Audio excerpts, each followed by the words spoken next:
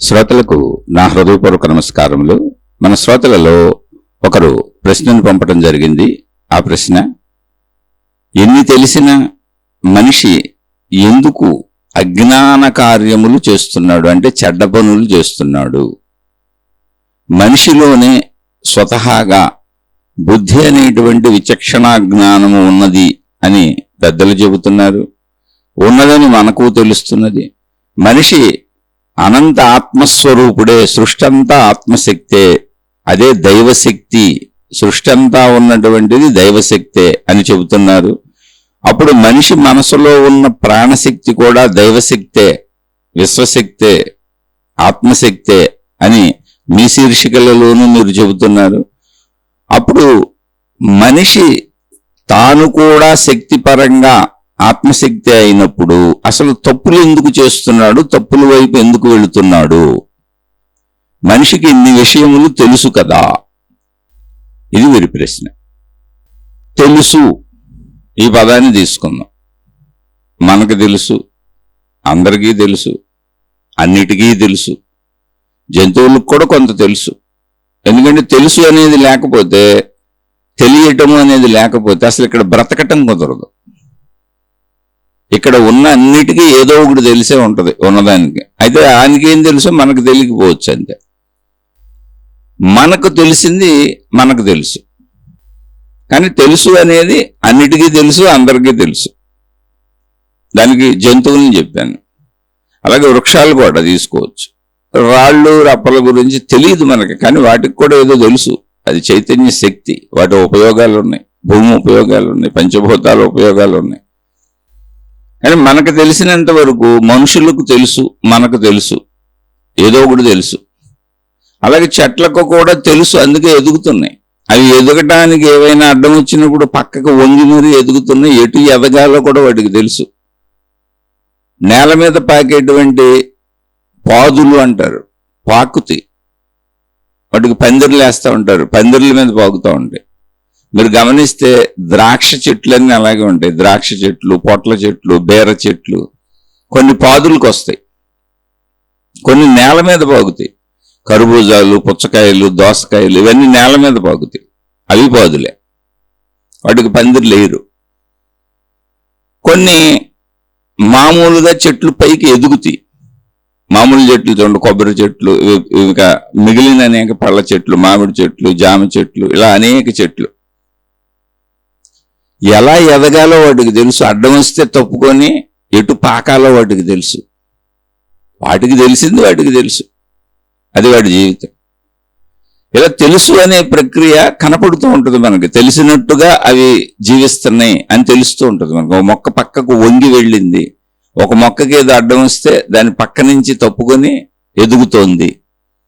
అలా జంతువులు తప్పించుకోవడం అసలు చూస్తూనే ఉంటాం వాటి బ్రతుకు తీరులో. మనుషులకు కూడా తెలుసు, నేను అనే భావన తెలుసు, బ్రతకటం తెలుసు. అయితే ఈ తెలుసు అనే ప్రక్రియ అసలు తెలియటము జ్ఞానము. కానీ నీకు తెలిసింది సరైనదేనా? అది ఇక్కడ ప్రాబ్లం. అది నీకు మొత్తం సరిగ్గా తెలుసా, లేదా ఏదో కూడా తెలుసా? ఎలా తెలుసు? అక్కడ ప్యాంట్ షర్ట్ వేసుకొని ఒక క్యాప్ పెట్టుకొని మంచి స్టైలిష్గా ఒక అబ్బాయి నించొని ఉన్నాడు. దూరం నుంచి చూస్తే అబ్బాయి చక్కగా, మనం ఏదో మనకు అడ్రస్ కావాలి, దగ్గరికి వెళ్ళి పలకరించాం. మాస్టర్ అడ్రస్ ఎక్కడండి అని. తీరా దగ్గరికి వెళ్ళి చూస్తే తెలిసింది అబ్బాయి కదా. అమ్మాయి ముఖం చూస్తే తెలిసింది, డ్రెస్సును బట్టి తెలియదు. డ్రెస్సు అబ్బాయి డ్రెస్ వేసాడు, కానీ అమ్మాయి. ఇలా నాకు తెలుసు అన్న విషయాలనే మనం అనేక సార్లు నేను పొరపాటు పడ్డాను అంటాం. అంటే మనకు తెలియటంలో పొరపాటు కూడా ఉంది. పొరపాటు అనేది తెలిసే వరకు అది సత్యమే అనుకుంటాం, తెలుసు అనుకుంటాం. ఇలా జీవితంలో ప్రతి వ్యక్తి ఏదో ఒక చోట అనేక సార్లు పొరపాట్లు పడుతూ ఉంటారు. అనేక సార్లు ఎదుటి మనుషుల్ని అర్థం చేసుకోవటంలో కావచ్చు, జీవితంలో ఎదుర్కొనే పరిస్థితుల్లో కావచ్చు, చూసే వాటిలో కావచ్చు, వినే వాటిలో కావచ్చు. ఇలా ఎవరో చెప్పిన వినేసి నమ్మేసి అవి నిజం అనుకొని అలా ప్రవర్తించేసి, అరే వాళ్ళు అబద్ధం చెప్పారని తర్వాత తెలుసుకొని నేను పొరపాటు పడ్డానే అనుకుంటా ఉంటారు. ఇలా పొరపాటులు నిత్యం జరుగుతూనే ఉంటాయి. అంటే పొరపాటు అని తెలిసే వరకు దాన్ని మనిషి సత్యం అనుకుంటాడు. అంటే నాకు తెలుసు అనుకుంటాడు, నాకు తెలిసింది సత్యమే అనుకుంటాడు. ఎప్పటి వరకు? పొరపాటు అని తెలిసే వరకు, అది తప్పు అని తెలిసే వరకు. పొరపాటు వేరు, తప్పు వేరు. పొరపాటు అనే పదం వాడదాం. తప్పు అంటే ఉద్దేశపూర్వకంగా చేసేది, అంటే తప్పు అని తెలిసినా చేసేది తప్పు. పొరపాటు అంటే అలా కాదు, రైట్ అనుకొని చేసాడు కానీ అది తప్పు అయింది. తాను రైట్ కరెక్టే అనుకొని చేయటం జరిగింది, కానీ తర్వాత అది తప్పు అని తెలిసింది. అరే నేను పొరపాటు పడ్డాను అంటాడు. నేను చూడటంలో పొరపాటు పడ్డాను, చదవటంలో పొరపాటు పడ్డాను, వినటంలో పొరపాటు పడ్డాను, అర్థం చేసుకోవటంలో పొరపాటు పడ్డాను. పొరపాటు అనేది సత్యమే అని భావించుకొని, నిజమే అని భావించుకొని తర్వాత అది నిజం కాదని తెలుసుకోవటం. కానీ చాలామంది పొరపాట్లు అసలు నిజం కాదని వాళ్ళు అనుకోరు. ఎందుకని అది పొరపాటు అని తెలియాలంటే అది నిజం కాదన్న అనుభవం కలగాలి, అది అసత్యం అన్న అనుభవం కలగాలి. చాలామందికి చాలా విషయాల్లో కలగదు, పొరపాటులే సత్యం అనుకుని వెళ్ళిపోతూ ఉంటారు. అక్కడ అనేక ఘర్షణలు పుడతా ఉంటాయి. పొరపాటు సత్యం అనుకొని వెళ్ళినప్పుడు ఏమైంది? అది జ్ఞానమా అజ్ఞానమా? అది తెలిసిందా తెలియనిదా? అంటే పొరపాటుని సత్యం అనుకొని వెళ్ళి అది పొరపాటుని తెలిసే వరకు అది సత్యమే అని భావించుకుంటున్నప్పుడు అది తెలియనిదే, అజ్ఞానమే, జ్ఞానం కాదు. ఒకవేళ ఎప్పటికీ అది పొరపాటుని తెలియకపోతే ఇక అది ఎప్పటికీ అజ్ఞానమే, ఎప్పటికీ అది జ్ఞానం కాదు. తెలిస్తే ఒకవేళ పొరపాటని అప్పటికి సత్యం తెలిసింది కనుక అప్పటి వరకు అది అజ్ఞానము, అప్పటికి పొరపాటు అని తెలిసింది కనుక అప్పటి నుంచి అది జ్ఞానం అవుతుంది. ఎందుకంటే తన పొరపాటు తను తెలుసుకున్నాడు కనుక మార్చుకుంటాడు. ఎవరైనా ఇది ముందు మన జీవితంలో ఉన్నది అని మీరు గ్రహించారు? అసలు తెలుసు అంటే ఈ తెలుసు అనే ప్రాసెస్ని అర్థం చేసుకోకపోతే, మనం చూసుకోకపోతే అసలు మనకి ఆధ్యాత్మికత అనేది రాదు. ఆధ్యాత్మిక చదువు అంటే సంపూర్ణంగా మనం చూసుకోవటం, మనం తెలుసుకోవటం. మనం పొరపాట్లు పడే అవకాశం ఉంది, పడుతున్నాం. మనం అనేక పొరపాట్లకు లోనవుతున్నాం. అలాగే మనం అనేక తప్పులు చేస్తున్నాం. తప్పు అంటే కావాలని చేసేది, అది తప్పని తెలిసినా చేసేది. దానికి కారణం ఆగలేకపోవటం, నా మీద నాకు అదుపు లేకపోవటం. అంటే తెలిసి కూడా చేసేది తప్పు, తెలియకుండా సత్యమని చేసి మరి తర్వాత తెలుసుకునేది పొరపాటు. పొరపాటు అనే పదం వాడితే ఇక వాడపోతే ఎప్పటికీ అది సత్యమే అనుకుంటే సంపూర్ణమైన అజ్ఞానం. అది తెలిసింది కాదు, తెలియని దానిని తెలిసింది అనుకుంటున్నాడు, అంటే తప్పుగా తెలుసుకున్నాడు. అది ఎప్పటికీ పొరపాటు అని తెలియకపోతే అది తప్పై కూర్చుంటుంది, ఇంకా తప్పే.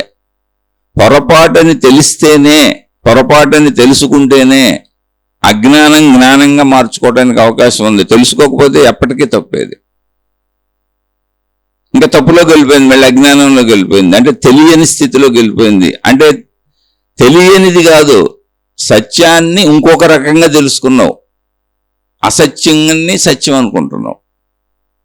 అసత్యాన్ని సత్యం అనుకోవడం పెద్ద తప్పు. అసలు సత్యం తెలియకపోతే ప్రాబ్లం లేదు, ధర్మం తెలియకపోతే ప్రాబ్లం లేదు, అసలు ఒక విషయం తెలియకపోతే ప్రాబ్లం లేదు, జ్ఞానం తెలియకపోతే ప్రాబ్లం లేదు. కానీ అసత్యాన్ని సత్యం అనుకోవడం, అజ్ఞానాన్ని జ్ఞానం అనుకోవడం, అధర్మాన్ని ధర్మం అనుకోవటం, లేని దానిని ఉన్నదనుకోవటం, పనికిరాని దానిని నశించిపోయేదానిని సత్యం అనుకోవటం, ఇవన్నీ తెలియటం ప్రమాదం. నశించిపోయేది సత్యం అనుకోవటం అజ్ఞానంలో పరాకాష్ట. సత్యం అంటే శాశ్వతము. ఎలా ఉంటుంది సత్యము? శాశ్వతం అంటే ఎప్పుడూ ఒకలాగానే ఉంటుంది, అది మారదు, మార్పులకు అసలు కనపడదు. దాంట్లో సర్వకాల సర్వావస్థల యందు ఒకలాగానే ఉంటుంది. అంటే కాలములో మార్పు చెందదు, ప్రదేశాన్ని బట్టి మార్పు చెందదు, ఎప్పుడూ ఒకలాగానే ఉంటుంది సత్యం. సత్యము శాశ్వతము. నువ్వు అసత్యాన్ని, అశాశ్వతత్వాన్ని సత్యం అనుకున్నావు అనుకో, అప్పుడు నువ్వు అజ్ఞానంలోనే వెళ్తున్నావు. సత్యమని అనుకోకుండా అది ఎప్పుడు మార్పు చెందేదే, నశించిపోయేదే అని నువ్వు వెళ్తున్నావు అనుకో, అది జ్ఞానమే కాదు. ఇదే సత్యము, ఇదే శాశ్వతము అన్న విధంగా నువ్వు జీవిస్తున్నావు, అన్న విధంగా నువ్వు పనిచేస్తున్నావు, అన్న విధంగా నీ జీవితం గడుస్తుంది, నీ కార్యకలాపాలు ఉన్నాయి, నీ మానసిక స్థితి ఉంది అంటే అప్పుడు నువ్వు సంపూర్ణమైనటువంటి అజ్ఞానంలో ఉన్నావు. అజ్ఞానమే తప్పు, అజ్ఞానమే చెడు. అంటే అజ్ఞానం యొక్క క్రియలు చెడుగా ఉంటాయి. అందుకని ఉద్దేశపూర్వకంగా తప్పులు చేసే వాళ్ళందరూ అశాశ్వతత్వాన్ని శాశ్వతము అనుకొని, ఆ శాశ్వతత్వాన్ని నిలుపుకోవాలనుకొని వాళ్ళు తప్పులు కావాలని ఉద్దేశపూర్వకంగా చేస్తున్నారు. అది అశాశ్వతం అనే భావన అసలు తీసుకోవట్ల మనసుకాళ్ళు, అప్పుడు తప్పులు వస్తాయి. అలాగే అసత్యమును సత్యము అనుకొని మళ్ళీ పొరపాటు అని తెలుసుకోకుండా, అంటే ఇది శాశ్వతము కాదు, ఇది నశించిపోయేది ఎప్పటికైనా, ఇది శాశ్వతముగా ఉండదు, ఇది నిరంతరం మార్పులు చెందుతూ వెళ్ళిపోతుంది. అయితే దాన్ని బ్రతకాలి, అక్కడ బ్రతకాలి, బ్రతకడానికి అవసరమైన అన్ని పొందాలి. ఇది అన్నప్పుడు శరీరమే అనుకోండి, మీకు అర్థమైపోద్ది, మన శరీరమే. ఇది ఎప్పటికైనా నశించిపోద్ది, మరణం అనేది దీనికి ఉంది. ఇది పుట్టిన దగ్గర నుంచి మార్పులు చెందుతూనే ఉంది. పుట్టిన దగ్గర నుంచే కాదు, అసలు మాతృగర్భంలోకి వెళ్ళింది కాడి నుంచి మార్పులకు లోనవుతూ శరీరం ధరించింది.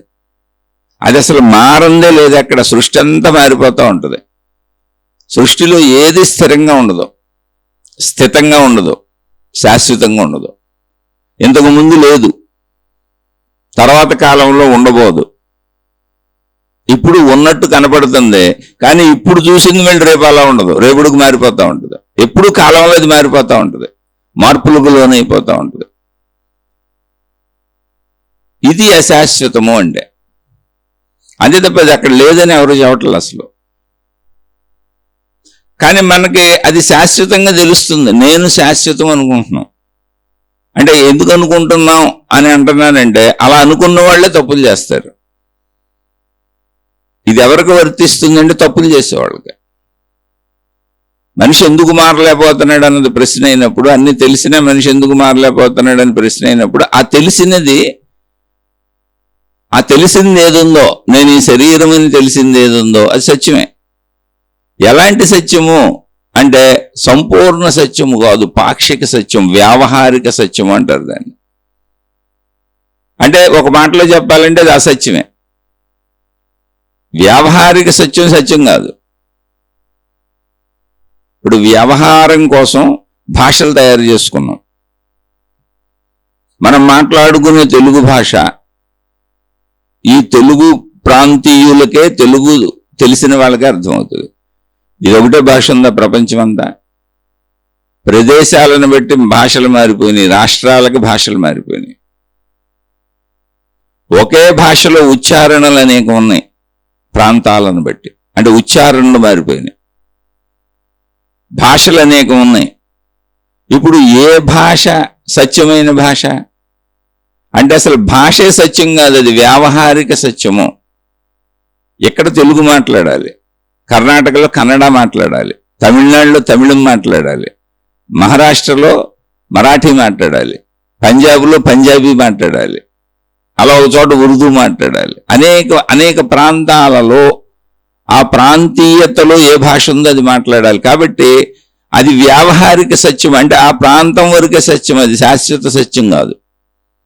వ్యావహారిక సత్యం అని అర్థం చేసుకునే విధానం ఇది.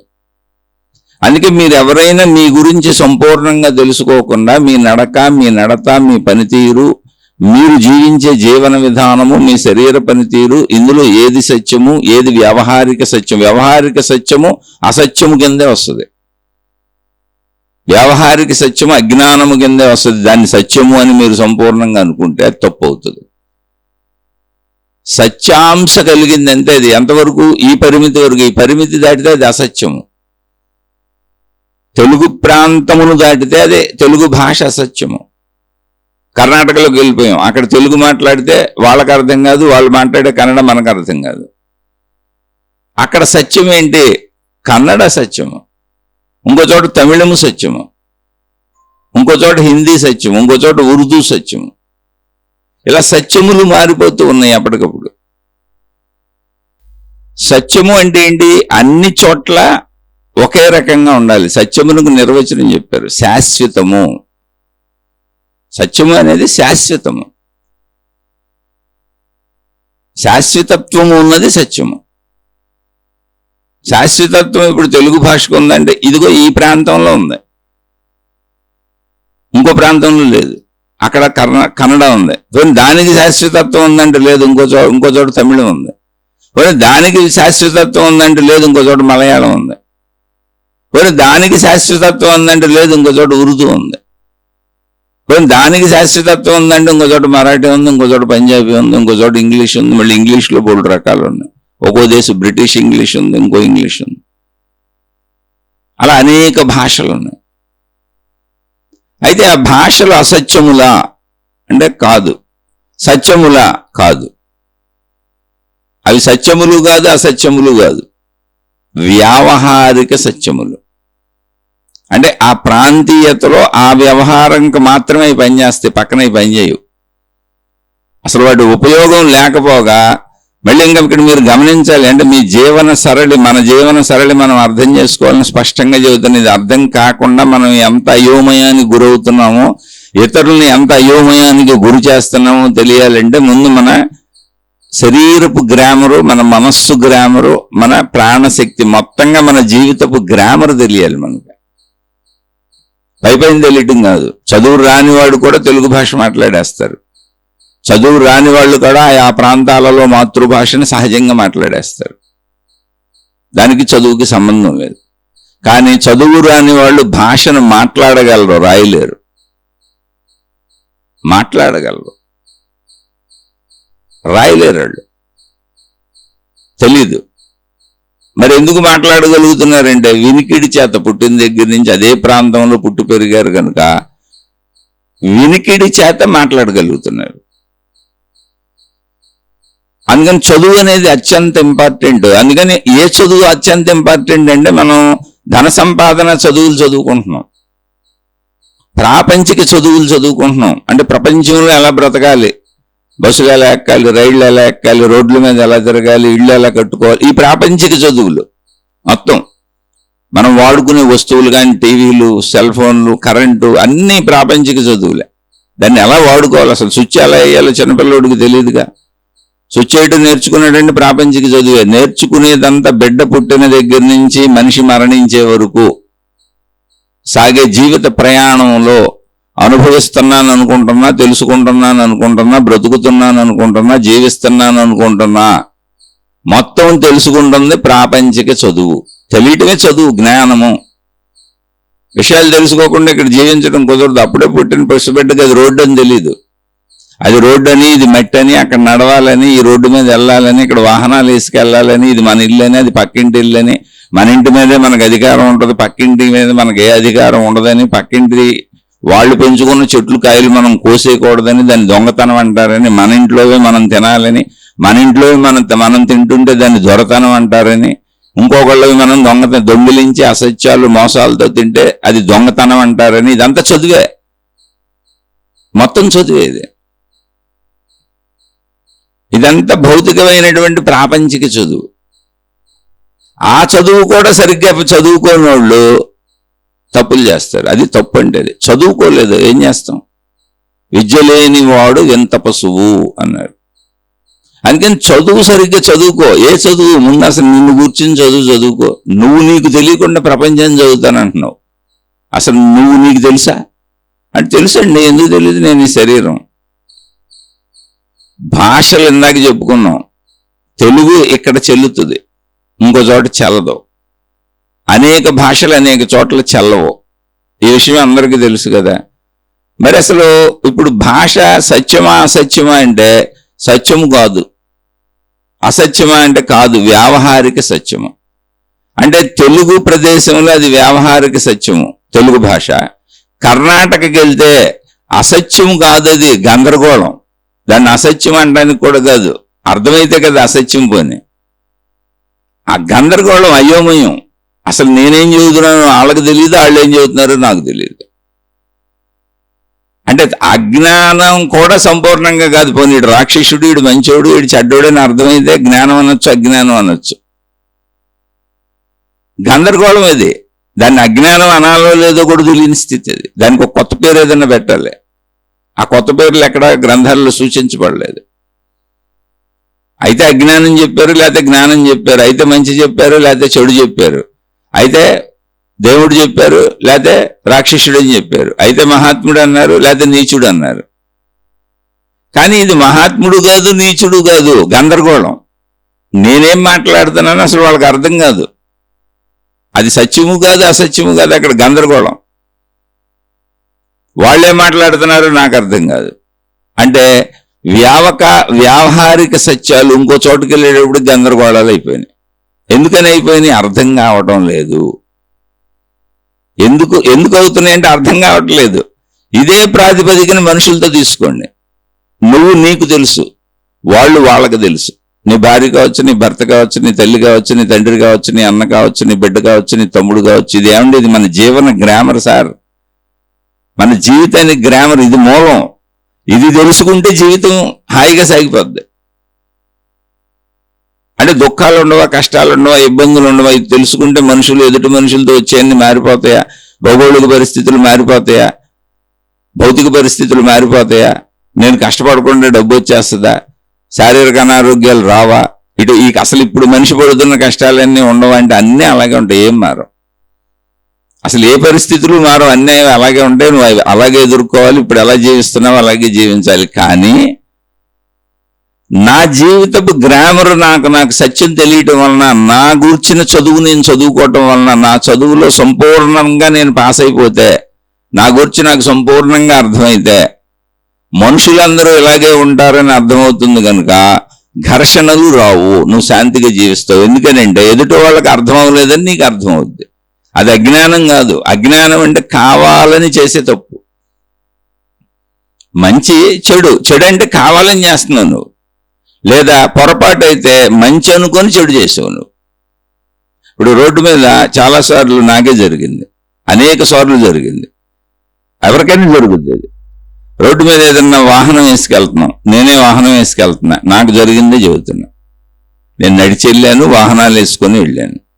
వాహనం వేసుకెళ్తున్నప్పుడు ఎదురుగా వ్యక్తులు వస్తున్నారు. కొన్ని క్రాస్ సర్కిల్స్ వస్తాయి, అంటే అనేక రోడ్లు ఉంటాయి. ఎదురుగా వస్తున్న వ్యక్తులు వాళ్ళు అటు వెళ్తున్నారు అనుకొని నేను ఇటు వెళ్ళాను, నేను ఇటు వెళ్తున్నాను అనుకొని వాళ్ళు ఇటు వచ్చారు. ఇద్దరం ఒకవైపే వచ్చాం. సడన్ బ్రేక్లు వేసుకున్నాం. ఒక్కొక్కసారి కొద్దిగా అంటుకున్న సందర్భాలు ఉన్నాయి. దాన్ని ఏమంటారు? పొరపాటు అంటారు. సారీ సార్ అని చెప్పుకున్న చోట గొడవ లేకుండా వెళ్ళిపోయాం. సారీ చెప్పుకున్న చోట గొడవ లేని ఘర్షణలు పడ్డాం. వాహనాలు ఆపుకొని తిట్టుకున్నాం, అరుచుకున్నాం. కొన్ని చోట్ల సందర్భాల్లో వాహనాలు చొట్టలు పడినాయి. ఇప్పుడు ఎక్కడైనా ఒక యాక్సిడెంట్ జరిగింది అంటే, ఎక్కడైనా సరే, దాన్ని పొరపాటు అంటారా, కావాలని చేసిన తప్పు అంటారా? సహజంగా యాక్సిడెంట్లు ఎక్కడ జరిగినా పొరపాట్లే. ఎందుకంటే యాక్సిడెంట్లో నేను పోయే అవకాశం కూడా ఉంది. నేనే గుద్దేసిన, నాకు కూడా ప్రమాదం ఇచ్చే జరిగే అవకాశం ఉంది. కాబట్టి యాక్సిడెంట్లో ఎవరైనా పొరపాటున యాక్సిడెంట్ జరుగుద్ది తప్ప కావాలని చేయరు. కావాలని జరిగే యాక్సిడెంట్లు సినిమాల్లో చూపిస్తారు. పెద్ద పెద్ద విలన్స్ ఎవరినో చంపేయడానికి కావాలని యాక్సిడెంట్లు చేస్తారు. ఒకవేళ అలాంటి రౌడీజాలు ఉంటే మనం దాని గురించి మాట్లాడుకోవట్లా. అది ఇక ఉద్దేశపూర్వక తప్పు, దాని గురించి అవటానికే ఉంది. ఇంకా ఇది పొరపాటు. యాక్సిడెంట్లన్నీ పొరపాట్లే. అలా జీవితంలో నేను వాహనాలు వేసుకెళ్తున్నప్పుడు చాలాసార్లు చూశాను. ఎందుకని నాకు 57 సంవత్సరాలు. నేను వాహనాలు నా 14, 13 ఏట నుంచి నడుపుతున్న సైకిళ్ళ కాడి నుంచి, 10-12 ఏళ్ల కాడి నుంచే నడుపుతున్న సైకిళ్ళ కాడి నుంచి. ప్లస్ నడిచి కూడా వెళ్తాంగా. ట్రాఫిక్లోకి వెళ్ళినప్పుడు మనుషులకు కూడా ఎదురు వెళ్తాంగా. వాళ్ళు ఇడుదొప్పుకుంటారని మనం ఇడుదొప్పుకుంటాం, మనం ఇడుదొప్పుకుంటామని వాళ్ళు అడుదొప్పుకుంటారు. ఇద్దరం ఇంతకే ఎదురయ్యి గుద్దుకోబోతాం. సారీ అండి అంటాం. సారీ అనకపోతే గొడవ అవుతుంది. అంటే పొరపాటుని గ్రహించిన వాడు సారీ అంటాడు. ఇది ఎందుకు చెబుతున్నాను నేనంటే, నాది పొరపాటుని గ్రహించిన వాడు, లేదా నాది పొరపాటు కాదు, నేను అతను ఇటు తప్పుకుంటాడు అనుకున్నాను, అతను అటు తప్పుకున్నాడు, సరే, అతను కూడా పొరపాటు పడ్డాడు అనేది జ్ఞానం అక్కడ. అది గ్రహించిన వాడు చిరునవ్వు నవ్వేసి సారీ సార్ అంటాడు, అతను కూడా సారీ అంటాడు. లేదా ఇద్దరు అసలు ఏమీ చెప్పుకోకుండా నవ్వుకొని వెళ్ళిపోతారు. అంటే వాళ్ళకి అర్థమైంది ఇద్దరం పొరపాటు పడ్డామని. అలాంటి చోట పొరపాటు అని తెలిసిన చోట ఘర్షణ ఉండదు. పొరపాటని ఎక్కడ తెలియదో అక్కడ ఘర్షణ పడుతూ ఉంటాం. ఇంట్లో భార్యాభర్తలైన, తల్లిదండ్రులైన, అన్నదమ్ములైన, అక్క చెల్లెళ్ళైన కావాలని ఉద్దేశపూర్వకంగా అహంకారయుతంగా అలాగే ఉండేవాళ్ళు ఉంటారు. ఇంట్లో మన సొంత కుటుంబ సభ్యులే, సొంత తండ్రులు, తల్లులు, పిల్లలు, భార్యలు, భర్తలు, అన్ని రిలేషన్స్ లో ఉద్దేశపూర్వకంగా నేను ఇలాగే ఉంటాను, నా స్వభావం ఇంతే, నేను మార్చుకోను, దాన్ని అహం అంటారు. అహంకారం అంటే ఏంటి? నేను మార్చుకోను అనే ఒక స్థిరపడిపోయినటువంటి విపరీతమైనటువంటి అహంకారం. అది నేను మార్చుకోను నన్ను అన్నప్పుడు ఘర్షణ వస్తుంది. కాదు, పొరపాటు పడ్డాను అనగానే అయ్యయ్యో అనే పదం వచ్చేస్తుంది. సారీకి సంబంధించిన పదాలు మన నోట్లోంచి డొల్లుతాయి. సారీ కాకపోయినా ఎక్స్ప్లెనేషన్లు ఇస్తాం. అవన్నీ పొరపాటును సూచిస్తాయి. అక్కడ ఘర్షణ రాదు. అంటే ఎవరు వాళ్ళు అంటే వాళ్ళు చెడ్డవాళ్ళు కాదు, ఉద్దేశపూర్వకంగా చెడు చేస్తున్న వాళ్ళు కాదు. సత్యం అనుకోని నాకు తెలిసిన దాంట్లోంచి నిన్ను చూశాను నేను, నాకు తెలిసిన దాంట్లోంచి నిన్ను అర్థం చేసుకుంటున్నాను నేను, నాకు తెలిసిన దాంట్లోంచి నిన్ను భావించుకుంటున్నాను నేను. నువ్వు అలా కాదు అన్నప్పుడు మన ఇద్దరికి ఘర్షణ రాగానే ఓహో నేను ఈ ఉద్దేశంతో అన్నానని నేను చెప్తాను, ఇలా అర్థమైంది నాకు నువ్వు అన్నమాట అంటాను. కాదు నేను ఈ ఉద్దేశంతో చెప్పానంటారు. అయితే నేను తప్పుగా అర్థం చేసుకున్నానన్న చోట ఘర్షణ అయిపోద్ది. అలాగే ఉద్దేశపూర్వకంగా తప్పులు చేసేవాళ్ళు మనకు అర్థమవుతారు. వీళ్ళు ఉద్దేశపూర్వకంగానే మాట్లాడుతున్నారు, వాళ్ళ అహంకారాన్ని మార్చుకోరు. ఎవరాళ్ళు? వాళ్ళ మీద వాళ్ళకు అదుపు లేదు. అంటే వాళ్ళ అహంకారం, వాళ్ళ మాట ఏందో తప్పని తెలిసినా కూడా, తప్పని తెలిసినా నేను ఇలాగే ఉంటాను, నేను ఇలాగే చేస్తాను, మీరే మారాలి నా ఎదుటోళ్ళు అంటే కూర్చుంటారు. వాళ్ళు మూర్ఖులు, మూఢులు. అప్పుడు మనం మౌనం అయిపోయానుకో, మౌనేన కలహం నాస్తి. అంటే ఇంకా ఆ మూర్ఖుడు, ఇప్పుడు తండ్రి ఒక మూర్ఖుడు, ఏం చేయాలి? బిడ్డ అలా చూస్తా కూర్చోవాలి. ఇలా నాకు తెలిసిన ఒక బిడ్డ మూర్ఖత్వపు తండ్రి. అంటే తల్లిదండ్రులు పిల్లల్ని ప్రేమించకుండా ఉండరు, ఖచ్చితంగా ప్రేమిస్తారు.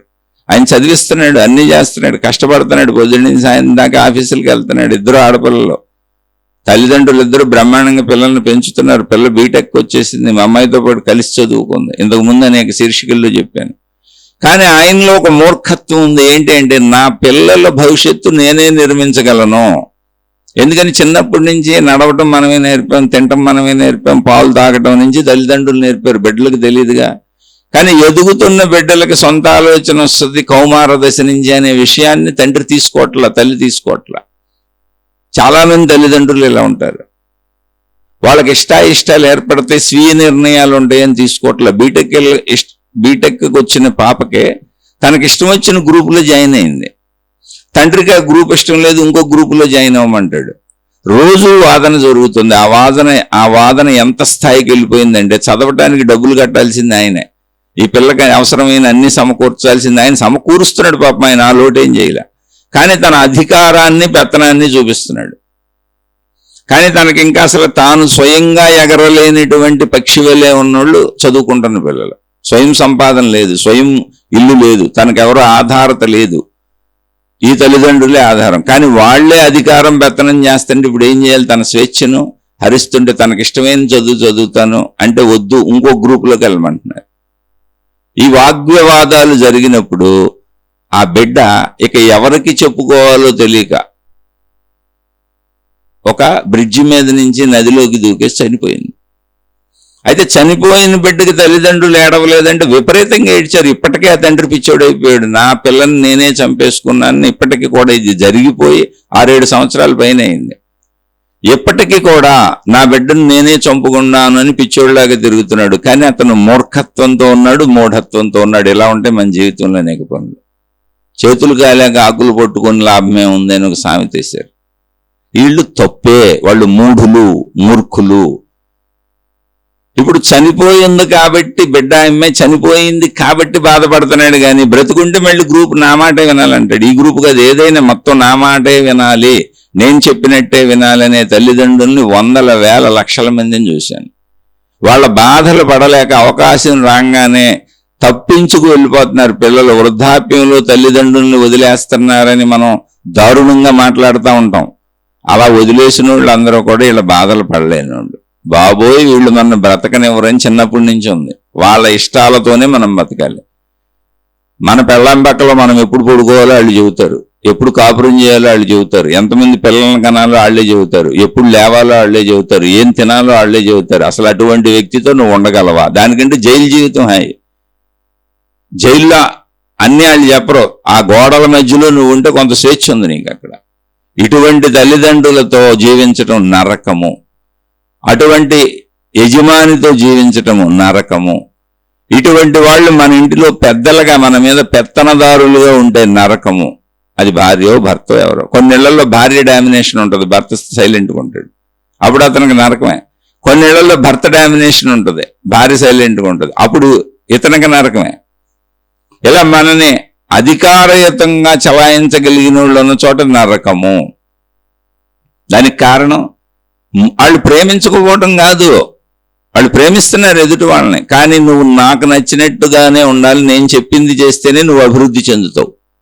నీ అభివృద్ధి, నీ డెవలప్మెంట్, నీ జీవితం మొత్తం నేను చెబుతా. నువ్వు ఎలా ఎగరాలో నేను చెబుతా, ఎటువైపు ఎగరాలో నేను చెబుతా, ఏ కొమ్మ మీద వాలాలో నేను చెబుతా, ఎలా తప్పించుకోవాలో నేను చెబుతా అన్నప్పుడు ఇంక నాకు సొంత బుర్ర ఎందుకు, నా కాళ్ళు ఎందుకు, నా చేతులు ఎందుకు, నా శరీరం ఎందుకు, నా అవయవాలు ఎందుకు, నేను మనిషిగా పుట్టడం ఎందుకు, పెరగటం ఎందుకు, నేను అసలు నాకు ఆలోచన వద్దు. ఇంకా ఈ ఎదుటవారికి కూడా ఆలోచించగలిగిన స్థాయి ఉంది, వాళ్ళ ఆ స్థాయికి ఎదిగారు, వాళ్లే పిల్లలు అని తెలుసుకున్నటువంటి మూఢులు మూర్ఖులు తల్లిదండ్రులు, ఎదుటి వాళ్ళు కూడా నాలాంటి మనుషులే అని తెలుసుకున్నటువంటి మూర్ఖులు మూఢులు భార్య భర్త అనేక సంబంధ బాంధవ్యాల మనుషులు. రోడ్డు మీద ఎదురుగా వచ్చిన వాడితో ఘర్షణ పడుతున్నా ఇదే జరిగింది. మూర్ఖులు ఇద్దరు ఎదురు పెడితే ఒకళ్ళకొకళ్ళు అడ్డం వస్తే గొడవ చేసుకుంటూ ఉంటారు, ఘర్షణలు పడుతూ ఉంటారు. ఇది మూర్ఖత, మూఢత అంటే. ఇక్కడ సత్య అవగాహన అసలు వీళ్ళకి వ్యావహారిక సత్య అవగాహన కూడా లేదు వీళ్ళకి. ఇటువంటి వాళ్ళ వల్లనే సమాజంలో ఘర్షణలు జరుగుతూ ఉంటాయి, కుటుంబాల్లో ఘర్షణలు జరుగుతూ ఉంటాయి. ఘర్షణ ఎక్కడ జరుగుతుందన్నా ఇద్దరు వ్యక్తుల మధ్య, ఇద్దరు అవగాహన లేనటువంటి మూర్ఖులు మూఢులు. అయితే ఇది ఎవరి కోసం చెప్పుకుంటున్నాం? మన కోసం, ఎదుటి వాళ్ళ కోసం అసలు కాదు. ఎప్పుడైనా గుర్తుపెట్టుకోండి, మీరు ఏదైనా ఆధ్యాత్మిక పరమైనటువంటి విషయాలు, ప్రవచనాలు, దైవీపరమైన విషయాలు ఏమి వింటున్నా అవి వ్యక్తిగతము. సత్సంగము అనేది నాలో సత్యమును చూపించాలి, నాలో లోటుపాట్లు నాకు చూపించాలి, ఎదుటి వాళ్ళలో కాదు. ఎందుకని? నాకు నేనే సంపూర్ణంగా అర్థం అవ్వాలా. నా అభిప్రాయాలు మారిపోతుంటాయి, నా ఆలోచనలు మారిపోతుంటాయి, నా బుద్ధి మారిపోతుంటుంది, నా శరీరం మారిపోతుంటుంది, నా మనసు మారిపోతుంటుంది. నిత్యం మార్పుకు లోనయ్యే సృష్టిలో ఉన్నాను నేను కూడా. ఆ సృష్టిలో ఒక అంశాన్నే శరీరముగా. ఇంకా ఎదుటి వాళ్ళు ఏం అర్థమవుతారు? అయితే ఇక్కడ సత్యము అంటే ఇందాక భాషలతో కలిపి చెప్పుకున్నట్టుగా భాషలు వ్యావహారిక సత్యములు, సత్యము కాదు అసత్యము కాదు.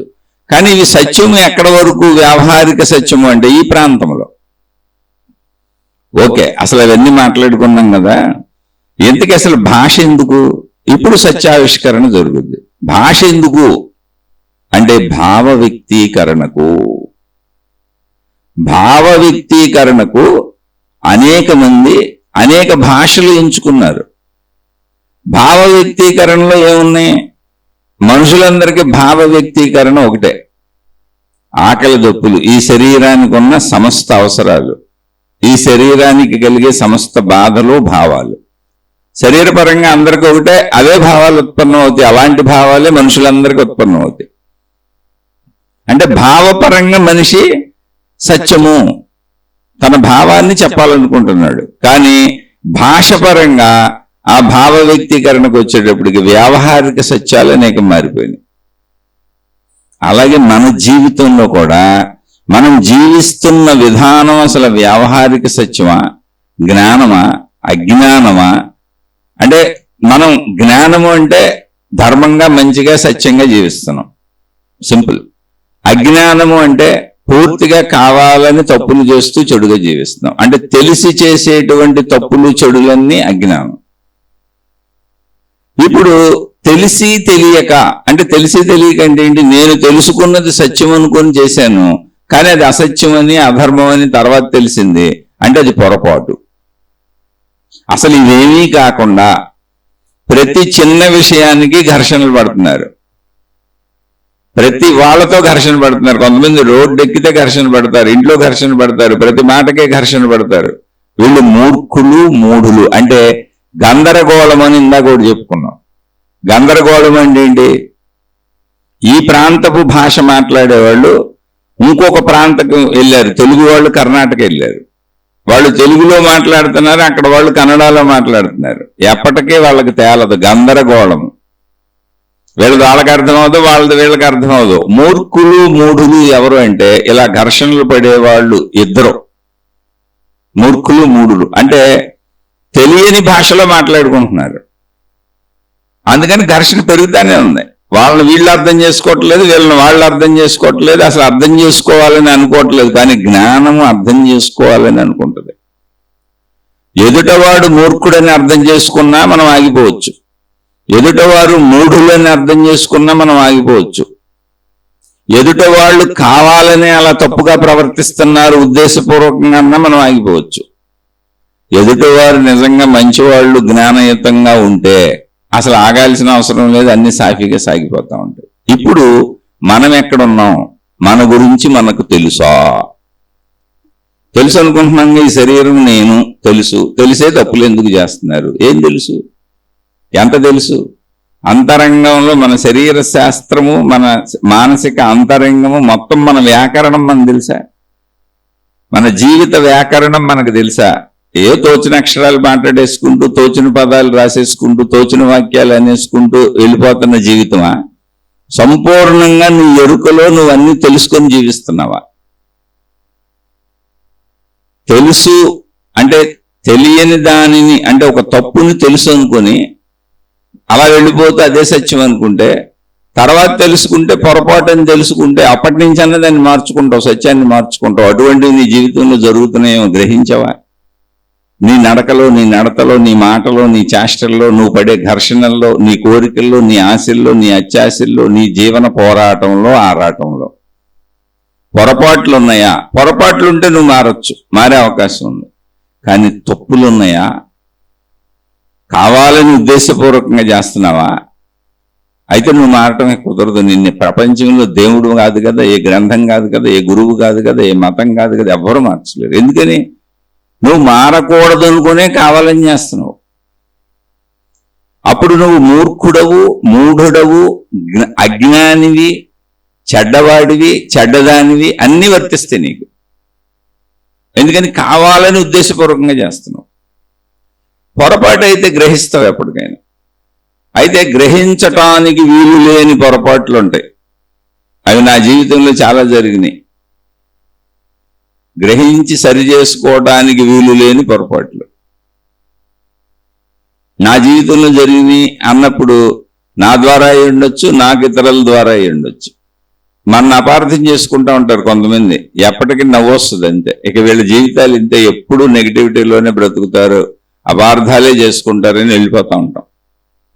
అలా మనకి చాలా మంది మనుషులు తగులుతారు.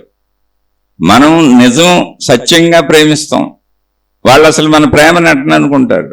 ఎందుకని? వాళ్ళు నటనగా ప్రేమిస్తారు కనుక. యద్భావం తద్భవతి. నువ్వు ఎదుట వాళ్ళని ఎప్పుడు నీ భావనలోంచే చూస్తావు. ఇవన్నీ ఎవరికి వాళ్ళు చెక్ చేసుకోవడానికి చెప్పుకుంటున్నాం, ఎదుటి వాళ్ళ గురించి కాదు. అసలు మనకు అందించబడినటువంటి దైవీ సాహిత్యం కానీ, మత సాహిత్యం కానీ, ఆధ్యాత్మిక జ్ఞానాలు కానీ, జ్ఞాన సాహిత్యం కానీ, ఆధ్యాత్మిక విధాన పద్ధతులు ఏవైనా దైవీపరమైనవి, మతపరమైనవి, ఆధ్యాత్మిక విషయాలు అన్నీ కూడా కేవలం ఒక వ్యక్తిని ఉద్దేశించి చెప్పబడింది. ఒక వ్యక్తి ఏంటంటే ఎవరికి వాళ్ళు. ఇక్కడ సమూహాలతో అసలు పని లేదు. నువ్వు ఎలా ఉన్నావో నువ్వు చూసుకోవాలి నిన్నంతే. అదే ఆధ్యాత్మికత, అదే దైవీతత్వము, అదే మతతత్వము. సమూహం కాదు. సమూహం అయితే అజ్ఞానం అయిపోయింది.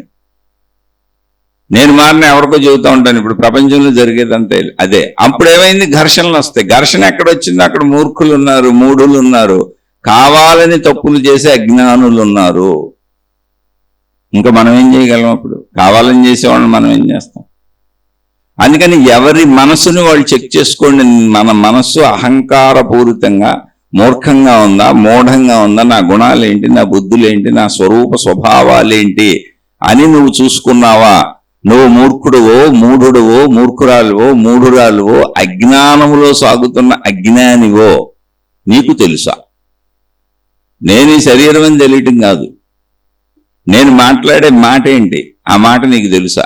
నీ ప్రవర్తన నీకు తెలుసా? నీ గుణాలు, నీ స్వభావాలు నీకు తెలుసా? నీలో ఉన్న చెడులన్నీ నీకు తెలుసా? నీలో ఉన్న మంచిలన్నీ నీకు తెలుసా? నీలో చెడులు పోగొట్టుకొని మంచిలు పెంచుకోవాలి అని నువ్వు అనుకుంటున్నావా? అది నీకు తెలుసా? అసలు అనుకోవటం లేదా? ఎలా ఉంటే అలా బ్రతికేయాలనుకుంటున్నావా? ఎలాగోలా సుఖాలు పొందేయాలనుకుంటున్నావా? ఎలాగోలా ఈ ప్రపంచాన్ని దాంభికాలతో, ఆడంబరాలతో, వాదనలతో, ఘర్షణలతో గెలిచేయాలనుకుంటున్నావా? అప్పుడు నీ ఇంట్లోనూ శాంతి ఉండదు, నీ ఒంట్లోనూ శాంతి ఉండదు, నీ చుట్టూ ఉన్న ఎవరికి శాంతి ఉండదు. ఎందుకు మారలేకపోతున్నాడు మనిషి అనడానికి ఇది కారణం. మనిషి తనను తాను చూసుకోవాలి. నీకు నువ్వే డాక్టర్ అవ్వాలి. ఇప్పుడు పేషెంట్ నువ్వే, డాక్టర్ నువ్వే, గురువు నువ్వే, దేవుడు నువ్వే. గురువు నువ్వే, శిష్యుడు నువ్వే, దేవుడు నువ్వే, భక్తుడు నువ్వే. నీకు నువ్వే సర్వం. ఎందుకని బయట నుంచి చెప్పబడేది ఏదైనా, బయట నుంచి అందించబడేది ఏదైనా నువ్వు అందుకొని నేను మంచిగా మారాలి, మంచిగా జీవించాలని నిర్ణయించుకున్నప్పుడు మాత్రమే నీకు ఉపయోగపడుతుంది తప్ప విడిగా నీకు ఉపయోగపడదు. అసలు అది నువ్వు వద్దు అనుకున్నాక ఇంకేముంది, అడ్డుగోడ కట్టేసాం, అటు వెళ్ళడానికి దారి లేదు. రోడ్డు వేసుకుంటూ వెళ్ళారు, రోడ్డుకి చివరకు అడ్డుగోడ కట్టేసాం, ఇంకెక్కడికి వెళ్తావు? వెనక్కి తిరిగి వెళ్ళాల్సిందే మళ్ళీ, అంతే తప్ప దారి లేదు, ఆగిపోయింది అక్కడ. ఈ అడ్డుగోడనే అజ్ఞానము, ఈ అడ్డుగోడనే చెడు, ఈ అడ్డుగోడనే మూర్ఖత, ఈ అడ్డుగోడనే మూఢత, ఇవన్నీ నీలో ఉన్నాయా? ఉంటే మొత్తం సర్వభ్రష్టత్వం. అలా నువ్వు, నీకు తెలుసా? అవి ఉన్నాయో లేవో నీకు తెలుసా? చూసుకుంటున్నావా? నిన్ను ప్రతిరోజు గమనించుకుంటున్నావా?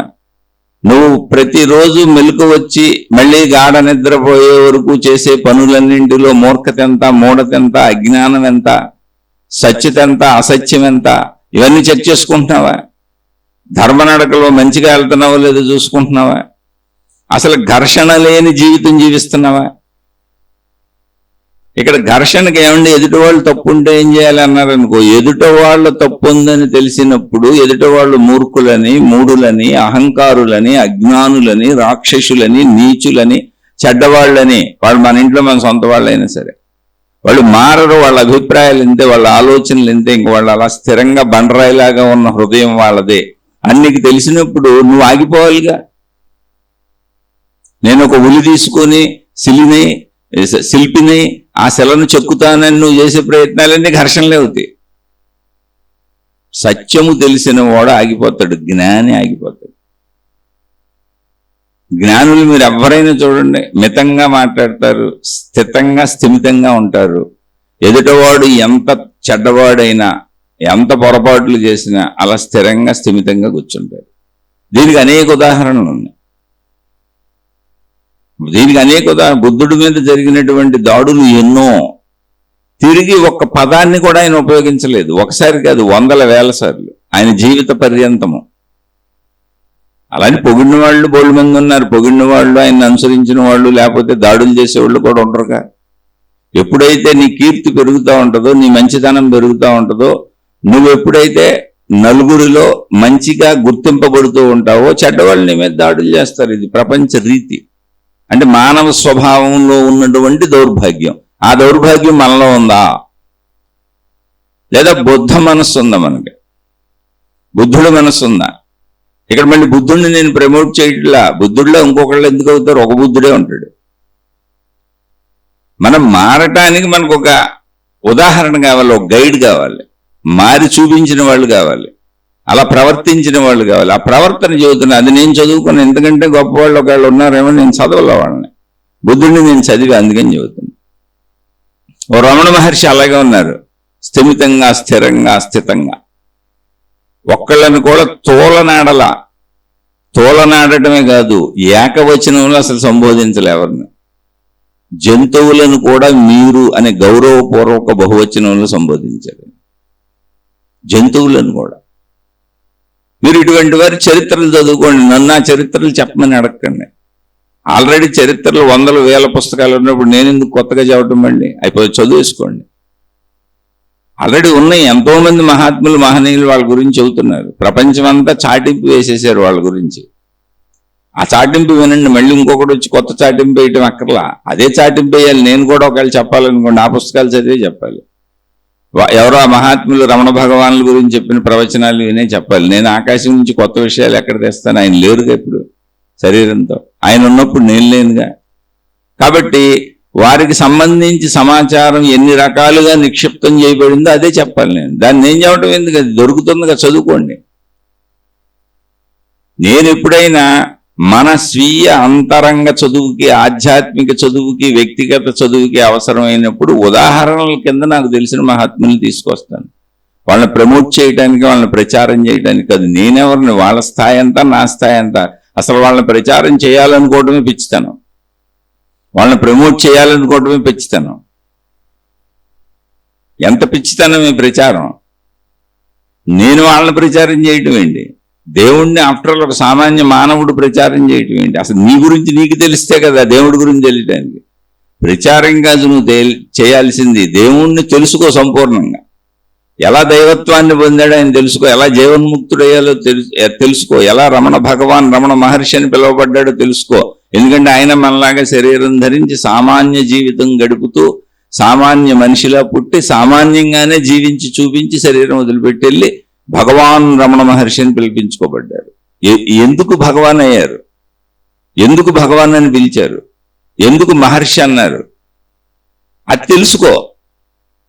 అంతే తప్ప ఆయన చరిత్రలో చదివేసి అవన్నీ ప్రచారం చేసి ఉపన్యాసాలు చెప్పి ఇప్పుడు రమణ మార్గంలో నేను ఒక గురువుని, నువ్వెలా గురువు అవుతావు? రమణ మహర్షి గురించి చెబితే గురువు అవుతావా? ఎలా అవుతావు? ఎవరో ఒక దేవుణ్ణి పట్టుకొని, ఎవరో ఒక మహా జీవన్ముక్తుడిని పట్టుకొని, వాళ్ళని దైవస్వరూపుల్ని పట్టుకొని వాళ్ళని ప్రచారం చేసుకుంటూ వెళ్ళిపోయి నువ్వు గురువు ఎలా అవుతావు? వాళ్ళు కదా గురువులు, వాళ్ళు కదా దేవుళ్ళు. వాళ్ళ గురించి కదా నువ్వు చెబుతుంది. అది నీకెందుకు ఆపాదించుకుంటున్నావు అంటే నీలో గుర్తింపు కాంక్ష. నీలో నువ్వు అంత అవలేవు. నువ్వు ఒక రమణ మహర్షిలో అవలేవు. అవ్వాలనుకుంటే తపస్సు చేస్తావు, వెళ్ళి కూర్చొని ప్రచారం చేయు. ఒక రమణ మహర్షిలా సత్యాన్ని తెలుసుకోవాలి, నేను అలా సత్యవంతుడిని అవ్వాలి, ఆ జ్ఞానాన్ని తెలుసుకొని జ్ఞానిని అవ్వాలి, నాలో మూర్ఖతను, మూఢతను, నాలో చెడుని, అజ్ఞానాన్ని పోగొట్టుకొని జీవన్ముక్తుడిని అవ్వాలి. ఎందుకంటే ఆయన అయి చూపించారు. ఆయన చెబుతున్నారు మీరు కూడా అవ్వచ్చని. మనుషులందరూ అవ్వచ్చని ఆత్మజ్ఞాన చదువు, ఆధ్యాత్మిక చదువు చెబుతుందన్నప్పుడు రమణ మహర్షిలా కూర్చొని ఆయన ఏం చేశారో అవి చేయడానికి, ఆయన ఎలా జీవించారో అలా జీవించడానికి, ఆయన ఎలా మాట్లాడారో అలా మాట్లాడటానికి అని నన్ను నేను అలా నిగ్రహించుకొని అలా జీవించడానికి ఒక తపస్సు చేస్తాను తప్ప ఆయన ఎందుకు ప్రచారం చేసి ప్రచారం చేస్తే నేను ఎందుకు గురువుని అవుతాను? ఆయన గుణాలు నాకు రావుగా ప్రచారం చేస్తే. ఆయన గురించి ఇప్పుడు చెబుతున్నా పదే పదే. కానీ ప్రచారకులందరూ గురువులు అయిపోయారు, ప్రచారకులందరూ మహాత్ములు అయిపోయారు, ప్రచారకులందరూ గొప్పోళ్ళు అయిపోయారు. ఎంత దారుణమైన విషయం మీ మనసుకు మీరే ఒకసారి ఆలోచించుకోండి. దేవుణ్ణి ప్రచారం చేసేవాళ్ళు దేవుళ్ళు అవటం ఏంటండి? దేవుణ్ణి తెలుసుకునేవాళ్ళు, ఆ దేవుళ్ళలో కలిసిపోయేవాళ్ళు, తపస్సు చేసేవాళ్ళు దేవుళ్ళు అవుతారు. సముద్రంలో పడిన నీటి బొట్టు సముద్రం అవుతుంది. అది సముద్రాన్ని వదిలేసి నాకు సముద్రం గురించి బాగా తెలుసు, నేను తెలుసుకున్నానని ఆ నీటి బొట్టు సముద్రం గురించి చెబుతూ ప్రచారం చేసుకుంటూ తిరుగుతుంటే అది సముద్రం ఎందుకు అవుద్ది? అది ఎప్పటికీ నీటి బొట్టే. కానీ సముద్రం గురించి చెబుతుంది కనుక అది సముద్రమే, సముద్రం గురించి తెలుసు అంటుంది కనుక అది సముద్రమే, సముద్ర వివరాలు చెబుతుంది కనుక అది సముద్రమే. అంటే అసలు సముద్ర వివరాలు నీకు తెలిసొచ్చా? అది చెబుతుంటే నువ్వు నమ్మటానికి, అదేం చెబితే అది నమ్మేవు నువ్వు, అంతే. నీకు తెలియదుగా. అప్పుడు మూర్ఖులు కలిసి ప్రయాణం, మూఢులు కలిసి ప్రయాణం, అజ్ఞానులు కలిసి ప్రయాణం. అటువంటి వాళ్ళందరూ ప్రపంచంలో ఈ సత్యం అనే ముసుగులో, ఈ ధర్మం అనే ముసుగులో, ఈ నిజమైనటువంటి మహాత్ముల ముసుగులో ప్రపంచ ప్రజలను తప్పుదోవ పట్టిస్తున్నారు. కర్మకాండల్లో ఇరికిచ్చేస్తున్నారు. ఇవన్నీ చేయడం వల్ల మోక్షం వచ్చేస్తుందని చెబుతున్నారు. కర్మకాండ అనేది శరీరానికి సంబంధించింది, భక్తికాండ అనేది మనసుకు సంబంధించింది, జ్ఞానకాండ అనేది మొత్తంగా మన శక్తికి సంబంధించింది, మొత్తంగా మనకు సంబంధించింది. కర్మకాండకు సంబంధించిన శరీరం ఏదో ఒక రోజు నశించిపోద్ది. అంటే కర్మకాండ ఉండదు, నశించిపోద్ది, మరణం ఉంది దానికి. ప్రతి కర్మ చూడండి, మీరు మొదలుపెట్టిన ప్రతి కర్మ ఒక చోట ఆగిపోద్ది. ఆపేయాలి, మళ్ళీ కొత్త కర్మ మొదలు పెట్టాలి. కర్మలన్నీ మొదలై ఆగిపోతాయి. కర్మలు తప్పని నేను చెప్పటంలా. కర్మలు శాశ్వతము కాదు, వ్యావహారిక సత్యములు. శరీరం ఉన్నంత వరకు కర్మకాండ, అది కూడా నీకు తెలిస్తే అక్కర్లా. ఇప్పుడు రమణ భగవానులు కర్మకాండే లేదు, కూర్చున్నారు స్థిరం. ఎందుకని? జ్ఞానములో లీనమైపోయారు. సముద్రంలో నీటి బొట్టు కలిసిపోయింది అంతే తప్ప సముద్రం గురించి చెబుతానని ఒడ్డు నుంచి సముద్రాన్ని చూసి కెరటాలు వస్తాయి, అలలు వస్తాయి, ఎంత ఎగిసిపడతాయి అంత ఎగిసిపడతాయి అని ప్రచారం చేసుకుంటే రోడ్లమ్మడి తిరగట్లా ఈ ప్రచారకులందరూ. వాళ్ళు అసలు సముద్రాన్ని చూడలా, వాళ్ళు సముద్రాన్ని అనుభవించలా, బయట నుంచి చూశారు. చూసింది జ్ఞానం కాదు, అనుభవించింది జ్ఞానం. అందులో కలిసిపోవాలి. నువ్వు సముద్రం అయిపోవాలి, అప్పుడు సముద్రం ఏంటో తెలుస్తుంది. నువ్వు సముద్రం అయిపోయినాక ఎవరికి చెబుతావు? ఇప్పుడు సముద్రంలో కలిసిపోయావుగా. అప్పుడు చెప్పాలన్న తపన పుట్టదు. అసలు చెప్పాలన్న తపన పుడుతుంది అని నాబోటుగాళ్ళు ఎవరున్నారు? ఇప్పుడు చెబుతున్నా నేను కూడా. నాబోటుగాళ్ళు ఎవరున్నారో మేమందరం మూఢులం. దానిలో అనుకోకుండా దాని నుంచి విడిపోయి దాన్ని ప్రచారం చేస్తూ ప్రజలకి చెప్పి అది మేమేం చెప్పుకుంటున్నాం, మేము అది అయిపోయామని చెప్పుకుంటున్నాం. దాని గురించి చెప్పిన వాళ్ళందరూ అది ఎందుకు అవుతారు? అది అయిపోయిన వాళ్ళు ఎవరు దాని గురించి చెప్పలేరు, ఎందుకంటే అది అయిపోయారు కనుక. అక్కడ ప్రచార పర్వాలు ఉండవు, స్థిరము ఉంటుంది. అదే స్థిత ప్రజ్ఞత అన్నారు. తెలుసా నీకు? అది ఉందా నీలో? అలాంటి స్థిత ప్రజ్ఞతను పొందుతున్నావు నువ్వు. నీలో అలాంటి మనసు వస్తుందా? ఎదుటివాడిని క్షమించే మనసు ఉందా? గౌతమ బుద్ధుడు మీద ఎన్ని దాడులు జరిగినా అసలు ఈయన బాధపడలేదు, వాళ్ళని బాధ కూడా పెట్టలేదు, మౌనంగా ఉన్నారు. నువ్వు అలా మౌనంగా ఉండగలవా? జస్ట్ సింపుల్, ఏమక్కర్ల, నీ ఇంట్లో నీ విషయాలు, నీ ఎదుటి వాళ్ళు, నీ భార్య, నీ భర్త, నీ పిల్లలు, నీ తల్లి, నీ తండ్రి, నీకు సంబంధించిన స్నేహితులు, నీ బంధుమిత్రులు, నీ యజమానులు, నీ పని వాళ్ళు, అందరూ నీకు సంబంధించిన వాళ్ళేగా నీతో వ్యవహరించేవాళ్ళు. మౌనంగా ఉండగలవా? కనీసం ఎదుటి వాళ్ళు మూర్ఖులు, మూఢులు, చెడు వచ్చింది, ఘర్షణ వచ్చింది, మౌనంగా ఉండగలవా? మౌనైన కలహం నాస్తి. నువ్వు మౌనంగా ఉండగలవో లేదో నీకు తెలుసా? తెలుసుకుంటున్నావు అసలు? ఒకవేళ ఉండలేకపోతే ఎందుకు ఉండలేకపోతున్నానని తెలుసుకుంటున్నావా? అలా ఉండలేకపోవడమే అజ్ఞానమని, మూర్ఖతని, మూఢతని, అది నాకుందని, నేను అజ్ఞానినని, నేను చెడులో ఉన్నానని తెలుసుకుంటున్నావా? అది తెలియటం అండి. నా గురించి నాకు తెలియటం, నీ గురించి నీకు తెలియటం, ఎవరి గురించి వాళ్ళకి తెలియటం, ఇదే ఆధ్యాత్మిక చదువు, ఆత్మజ్ఞాన చదువు. అంతులేని చదువు ఇది. ప్రపంచం గురించి తెలుసుకుని ఏం చేస్తావు? అది ఉండదు, అలా మారిపోతూ ఉంటుంది. అయితే తెలుసుకో, వ్యావహారిక జీవితానికి ఎంత అవసరం అని తెలుసుకో. దానికోసం మొత్తం జీవితం అంకితం చేసేయకు, అదే నిజం అనుకో. నువ్వు ఒకవేళ అంకితం చేసినా మొత్తం ప్రపంచం నీకు ఎప్పుడూ దక్కదు, నీకు దక్కదు. అది భిన్నత. సృష్టి అనేదే భిన్నత. ప్రపంచంగా సృష్టిగా నీకు ఎప్పటికీ దక్కదు. అది ఎప్పుడు మారిపోతూ ఉంటుంది, నువ్వు ఎప్పుడు మారిపోతూ ఉంటావు. అది నిన్ను వదిలి పారిపోతూ ఉంటుంది, నువ్వు దాని వెనక ఎంటపడతా ఉంటావు. అవే కోరికలు. నాకు ఆగదు. అది ఆగుద్ది ఎప్పుడు? మరణము నిన్ను ఆపేస్తుంది. అందుకే శరీరమునకు కర్మ ఆగిపోద్ది. అసలు కర్మ గొప్పది కాదు. ఇప్పుడు మీరు దైవీ విషయాల్లో అయినా సరే, ఏదైనా సరే, కర్మ గొప్పదే కాదనేది సృష్టిలోనే ఉంది. ఎందుకనంటే శరీరం మరణంతో కర్మ ఆగిపోద్ది. అసలు మరణం దాకా వెళ్తున్నారు మీరు. రాత్రికి నిద్రతో కర్మ ఆగిపోద్ది. కర్మ ఆగిపోవాలి. మన జీవితంలో 3/4 భాగం కర్మ ఆగిపోతుంది అనే విషయాన్ని రూఢిపరిచి చెబుతుంది సృష్టి నిద్రతో. కర్మ శాశ్వతం కాదు, కర్మ అశాశ్వతము, ఆగిపోద్ది అని నిద్ర పెట్టేసింది. మళ్ళీ లేస్తూ మెలకువలో మళ్ళీ కర్మ చేసుకుంటూ తిరుగుతావు. కొందరు మేము నిద్రపోకుండా కర్మ చేస్తామండి, 2 గంటలే నిద్రపోతామండి, 3 గంటలే నిద్రపోతామండి. బాబోయ్, అసలు కష్టజీవండి మా గురువు గారు, మా సైంటిస్ట్ గారు, మా మహాత్ముడు గారు, మా నాయకుడు గారు, మా రాజకీయ నాయకుడు గారు, మా సెలబ్రిటీ గారు ఏదో చెబుతూ ఉంటారు. ఒరే నాయన, కర్మకాండ పిచ్చరా అది. ఎందుకో తెలుసా? చచ్చిపోతావుగా నువ్వు. నిద్రపోకుండా ఉండలేవుగా, 3 గంటలైనా నిద్రపోవాలిగా, కర్మకాండ వదిలేయాలిగా. కర్మకాండ వదిలేయాల్సింది ఎప్పటికైనా. రోజు నిద్రలో వదిలేస్తావు, మరణంతో మొత్తం వదిలేస్తావు.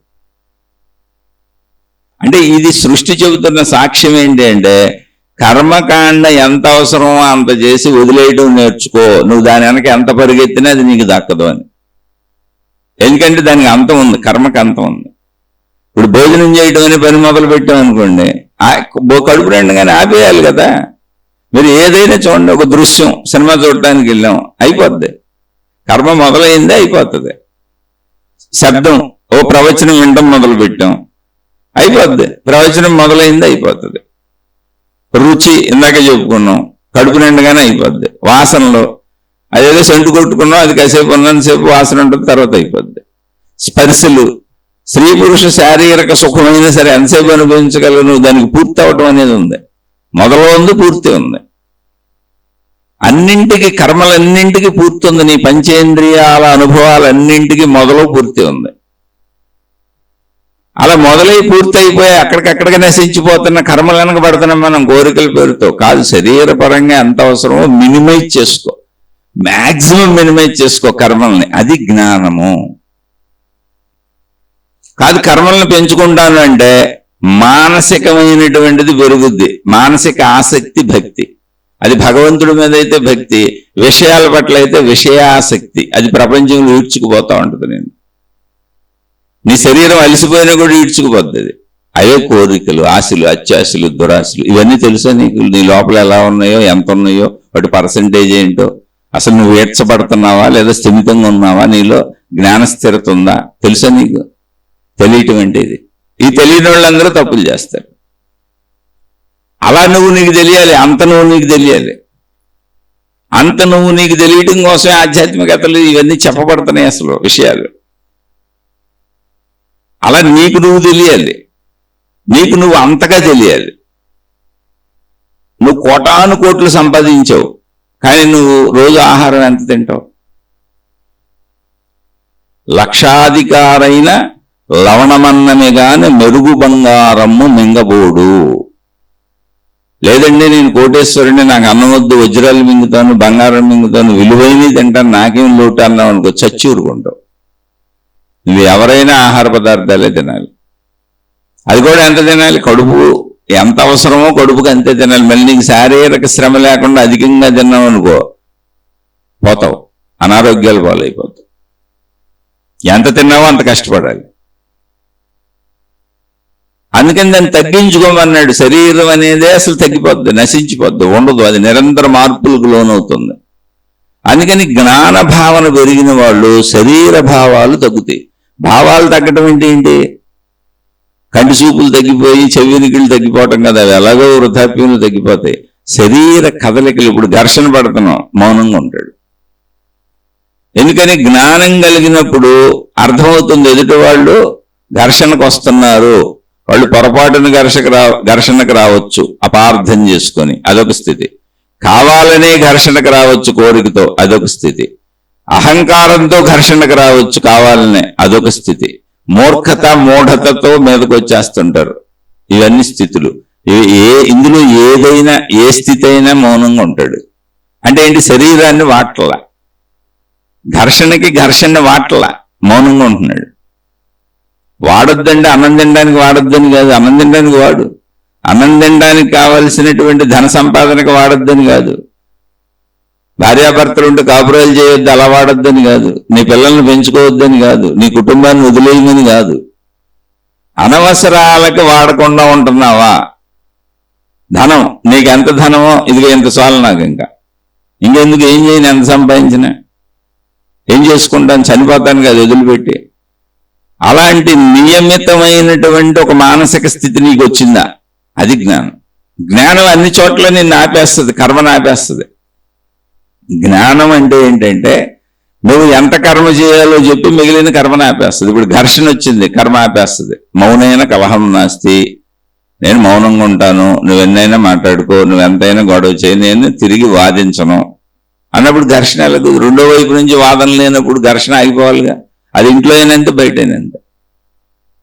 ఇంకా కాదు, అసలు ఇంకా ఒకవేళ పొరపాటున నాదే పొరపాటు అయితే సారీ చెబుతాను, ఘర్షణ నేనే ఆపేస్తాను. నేను అపార్థం చేసుకున్నానని చెబుతాను, నన్ను క్షమించమని అడుగుతాను, అయిపోద్ది ఘర్షణ.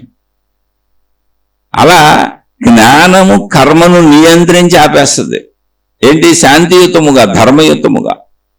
జ్ఞానము కర్మను మొత్తంగా దగ్ధం చేయదు, సత్కర్మలుగా ఎంత అవసరమో అంత నిలుపుద్ది, సత్కర్మలు చేస్తుంది. మరి సత్కర్మలని కూడా పరుగులు పెట్టదు, ఎంత అవసరమో అంత చేస్తుంది. ఇప్పుడు ఘర్షణలో ఆగిపోమని చెప్పుద్ది జ్ఞానం. ఏముంది, ఇంకా ఆగిపోతే గొడవ లేదుగా. ఘర్షణ వచ్చింది, ఏ రకంగా రానివ్వండి ఆగిపోమందే, ఆగుతాడు జ్ఞాని. అందుకని బుద్ధుడు ఆగాడు, రమణ మహర్షి ఆగాడు. అనేక మంది జీవన్ముక్తులైన మహాత్ముల మీద మనకు జరిగినట్టే అన్ని జరిగినాయి. అవమానాలు, దాడులు, రకరకాల చర్యలు జరిగినాయి. కానీ వాళ్ళు వాటికి స్పందించల, ఆ చర్యను పెంచల, కవించల. కవించేయాలనే మౌనం కూరుకున్నారు, చాలా మౌనం కూరుకున్నారు, ప్రశాంతంగా ఉన్నారు.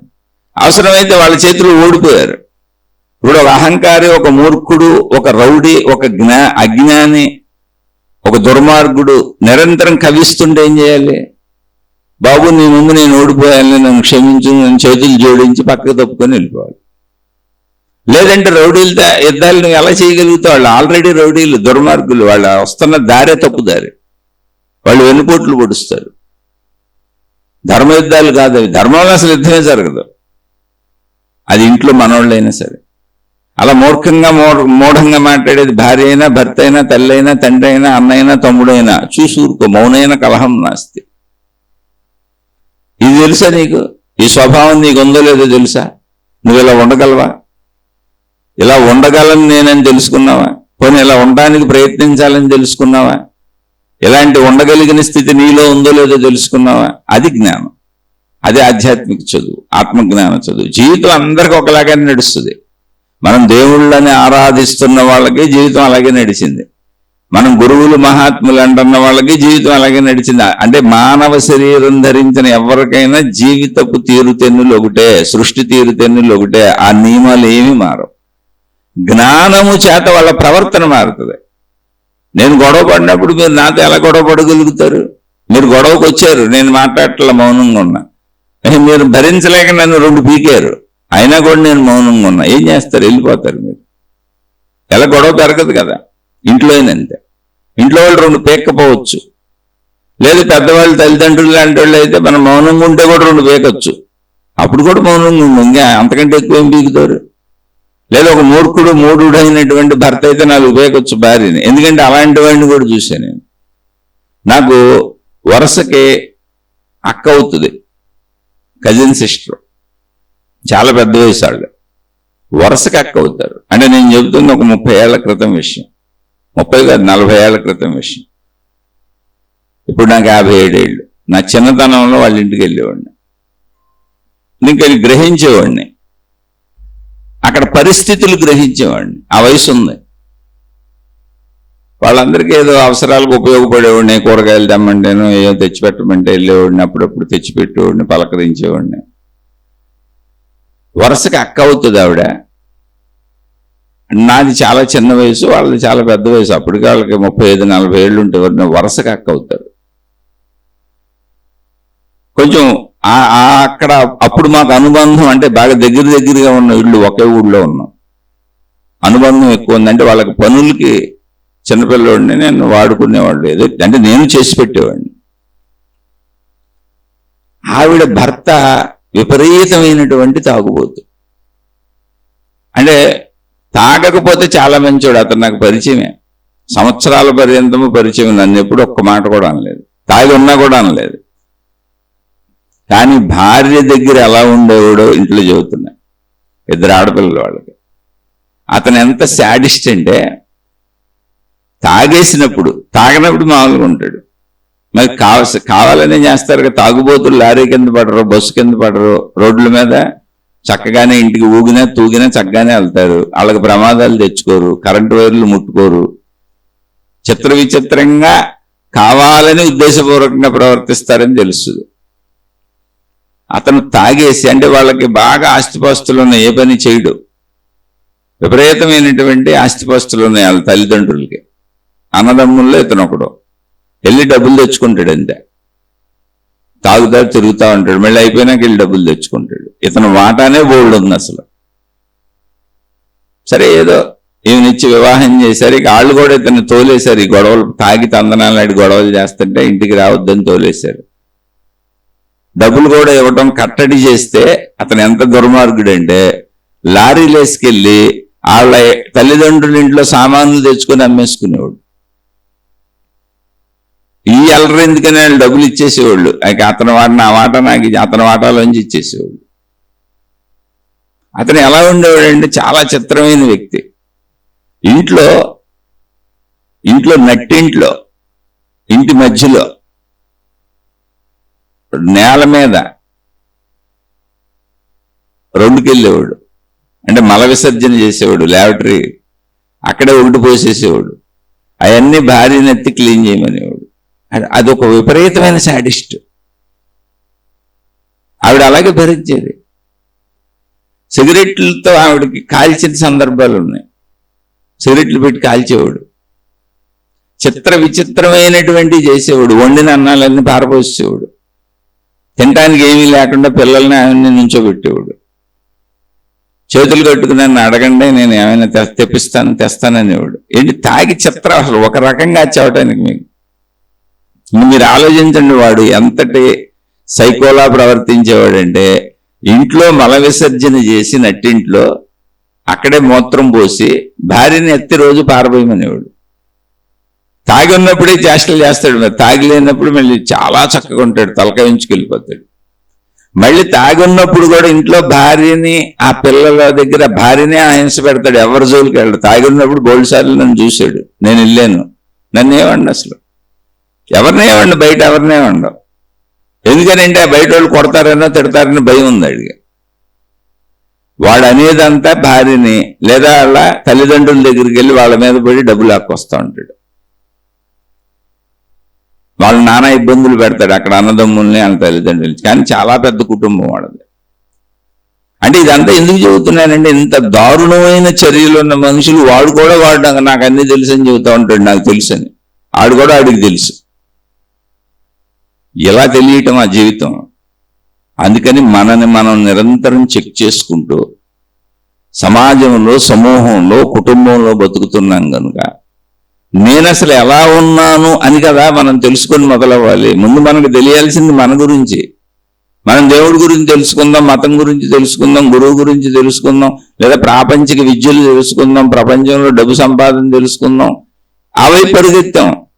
కానీ అసలు మూలం ఏంటి అంటే నువ్వు తెలుసుకుంటున్నవన్నీ నీకు ఉపయోగపడవచ్చు. ప్రాపంచిక విషయాలు లేదా ఇప్పుడు చెప్పుకున్న విషయాలు. కానీ నీవు ఎలా ఉపయోగపడితే నీ గురించి నీకు తెలిసినప్పుడు. నిన్ను నువ్వు తెలుసుకోకుండా నీకు సంపూర్ణంగా నువ్వెవరో నీకే తెలియకుండా నీ మీద నీకు అదుపు లేకుండా నువ్వు ప్రపంచంలో ఎంత పరిగెత్తిన ఉపయోగమే ఉంది. అదంతా నువ్వు బూడిదలో పోసిన పన్నీరు అయిపోయింది. అదే ఇప్పుడు మనుషులు ఎందుకు మారటం లేదని ప్రశ్న వచ్చింది. మతం ఉంది, దేవుడు ఉన్నాడు, దేవ గ్రంథాలు కోటాను కోట్లు ఉన్నాయి, మత గ్రంథాలు ఉన్నాయి, గురువులు ఉన్నారు, ప్రచారకులు ఉన్నారు.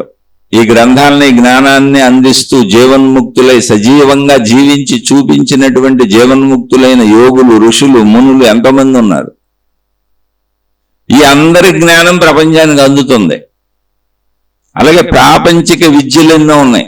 ధన సంపాదనకి, వృత్తి వ్యాపారాలకి. ఈ ప్రాపంచిక పరమైన జ్ఞానం అంతా మనుషులకు అందుతుంది. దైవీపరమైన జ్ఞానం అంతా మనుషులకు అందుతుంది. మోక్షపరమైన జ్ఞానం అంతా మనుషులకు అందుతుంది.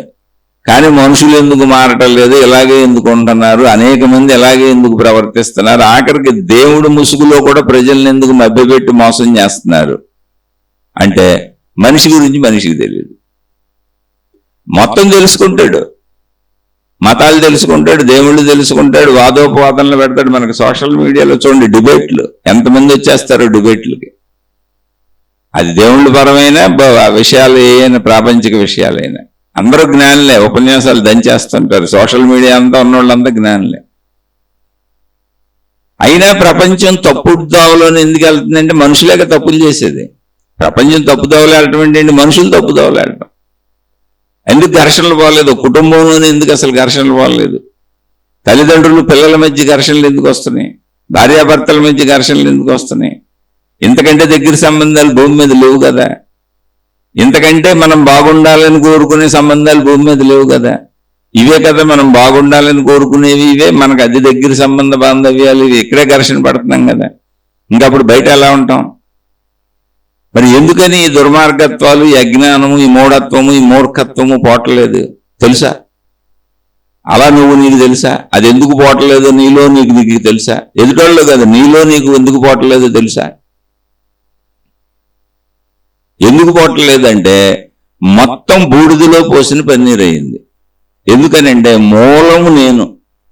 ముందు నన్ను నేను తెలుసుకొని, నన్ను నేను సంపూర్ణంగా నా నియంత్రణలో ఉంచుకొని, నేను మంచి మాత్రమే చేయగలిగేలా నన్ను నేను తయారు చేసుకొని, సత్యము తెలుసుకొని, ఎప్పుడు ఎక్కడ ఎలా ప్రవర్తించాలో తెలుసుకొని, ఎలా మాట్లాడాలో తెలుసుకొని, ఎలా జీవించాలో తెలుసుకొని, అన్ని రకాలుగా నాకు సంబంధించిన సర్వస్వము నాకు తెలుసుకున్నాక కదా నేను ప్రపంచంలోకి వెళ్ళి ప్రపంచాన్ని తెలుసుకోవాలి. ఇప్పుడు ఒక వ్యక్తి మోటార్ సైకిల్ వేసుకెళ్ళాలంటే ముందు దాన్ని ఎలా డ్రైవ్ చేయాలో నేర్చుకోవాలి కదా. మోటార్ సైకిల్ కొనుక్కునే డబ్బులు ఉన్నాయి, మోటార్ సైకిల్ కొనేసాను, మోటార్ సైకిల్ కంపెనీ అమ్మేస్తుంది, నేను తెచ్చేసుకున్నాను, వెళ్ళిపోతాను అంటే యాక్సిడెంట్లు అవుతుంది. నువ్వు పోతావు, వాళ్ళు పోతారు, మోటార్ సైకిల్ కూడా పోతుంది, దానికి దెబ్బలు తగులుతుంది. వాహనాలు ఏవైనా ఒక సైకిల్ నుంచి ఏ వాహనమైనా, అది ఎంత పెద్దదైనా ఎంత చిన్నదైనా, విమానాల వరకు, ర్యాకెట్ల వరకు, నువ్వు దాన్ని ముందు తెలుసుకుంటే కదా నడపగలుగుతావు. నేర్చుకోవాలి కదా. తెలుసుకోవాలంటే, తెలుసుకోవటం అంటే నేర్చుకోవాలి. సంపూర్ణంగా నేర్చుకున్నాక కదా అది పట్టుకొని నువ్వు జనంలోకి వెళ్ళాలి. ఎక్కడ నేర్చుకోవాలి? జనం లేని చోట నేర్చుకోవాలి. ఇప్పుడు వాహనాలు నేర్చుకునే వాళ్ళందరూ ఖాళీ ప్రదేశాలకు వెళ్తారు, ఖాళీ గ్రౌండ్లోకి వెళ్తారు, నేర్పే శిక్షకులు ఉంటారు. అక్కడ నేర్చుకొని అప్పుడు జనంలోకి వస్తారు. ఎందుకని? జనంలోనే కదా నేను బతికేది, జనంలోనే కదా నేను తిరిగేది. అందుకని ముందు నేను జనం లేని చోట నేర్చుకొని జనంలోకి వచ్చి బతుకుతా, జనంలోకి వచ్చి వాహనం నడుపుకుంటా, తిరుగుతా.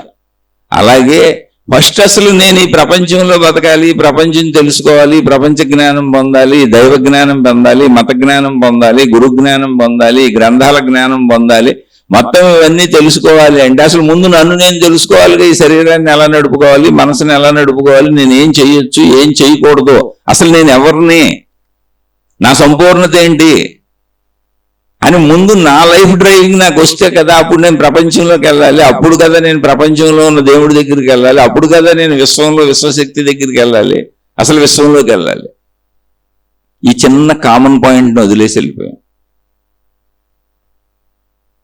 ఒక చిన్న కామన్ పాయింట్ని వదిలేసి వెళ్ళిపోయాం. ఒక సినిమాలో ఒక డైలాగ్ ఉంది, నేను ఎప్పటికీ నాకు అది మెమరీలో నిలిచిపోద్ది. కోటా శ్రీనివాసరావు గారు అని ఒక యాక్టర్, ప్రకాష్ రాజ్ అని ఇంకో యాక్టర్. బహుశా ఆ సినిమా అతడు అయ్యుండొచ్చు మహేష్ బాబు గారిది, పూర్తిగా గుర్తులేదు కానీ నా ఆ పేరు అదేనేమో అనుకుంటున్నాను. అందులో కోటా శ్రీనివాసరావు గారు తను ఎదగటం కోసం రాజకీయ నాయకుడు, అతను ఇంకొక రాజకీయ నాయకుడిని చంపేసి అది తాను చంపినట్టుగా కాకుండా ఎవరో చంపినట్టుగా క్రియేట్ చేస్తాడు. అందులో ఇంటెలిజెన్స్ విభాగంలో పోలీస్ డిపార్ట్మెంట్లో ప్రకాష్ రాజ్ గారు ఒక పెద్ద ఆఫీసర్, ఆ కేసు ఆయన డీల్ చేస్తూ ఉంటాడు. ఆ మొత్తంగా ఇంతకీ చంపింది కోటా శ్రీనివాసరావు గారు అనే విషయం ఆయనకు తెలుస్తుంది. లాస్ట్ సన్నివేశం అనమాట ఇది. అంటే కోటా శ్రీనివాసరావు గారికి లాస్ట్ సన్నివేశం. ఆ తర్వాత ఆయన మరణిస్తాడు, ఆయనే సూసైడ్, ఆత్మహత్య చేసుకొని గంతు కాల్ చేసుకుంటాడు. ఆ సన్నివేశంలో అక్కడ ఎవరు ఉండరు, ఆ గదిలో వీళ్ళిద్దరే ఉంటారు. ప్రకాష్ రాజ్ గారు వెళ్తారు, ఎందుకంటే ఆయన పెద్ద మినిస్టర్ పోస్ట్లో ఉంటాడు. తర్వాత ఆయన సీఎం అవటం కోసం ఎవరినో ఇంకొన్ని చంపిస్తాడు. సినిమా కథ ఇది, అతడే, ఖచ్చితంగా అతడు మహేష్ బాబు గారి సినిమా. ఆ డైలాగ్ కోసం ఇదంతా చెబుతున్నా మీకు. మర్డర్ చేసి చంపించేసింది అంటే అతన్ని చంపించేస్తే ఈయనకి నెక్స్ట్ ఆ పోస్ట్ వస్తుంది. అందుకని తనకు అడ్డంగా ఉన్న మంచి మినిస్టర్ని చంపించేస్తాడు ఒక అతను. అప్పుడు ప్రకాష్ రాజ్ గారు వెళ్ళి మొత్తం రీసెర్చ్ చేసి దాని సాక్ష్యాధారాలు ఆయన ముందు పెట్టి ఇదంతా మీరే చేశారని ఆయనకే నిరూపించే గదిలో ఎవరు ఉండరు. ఆయన బయట పోలీసులకి ఎవరికి కోర్టులకి చెప్పడు అసలు ఆ విషయం. ఆయనకే చెబుతాడు డైరెక్ట్గా వెళ్ళి, ఇదంతా మీరే చేశారని సాక్ష్యాలు ఆయనకి ఇచ్చి ఒక డైలాగ్ చెబుతాడు. ఏమండి, అతన్ని చంపి అడ్డు తొలగించుకుంటే తర్వాత నేనే సీఎం అవుతానని మీరు అనుకున్నారు. కానీ ఒక మనిషిని చంపితే నేను నేరస్తుడిని అవుతాను, హంతకుడిని అవుతాననే చిన్న లాజిక్ ఎలా మర్చిపోయారండి మీరు అంటాడు. అంటే కోరిక ఎక్కడైనా ఒకటి, అది సినిమా అయినా మనిషి జీవితంలోనైనా కోరిక నేను సీఎం అవ్వాలంటే నాకంటే ముందు అతనికి మంచి పేరు ఉంది, అతనికి ఆ పోస్ట్ ఇస్తారు, నేను కూడా లైన్లోనే ఉన్నా, అతను లేకపోతే నాకు వస్తుంది, కాబట్టి అతన్ని చంపేస్తే సరిపోద్దని చంపించేశాడు. ఓకే, బాగానే ఉంది.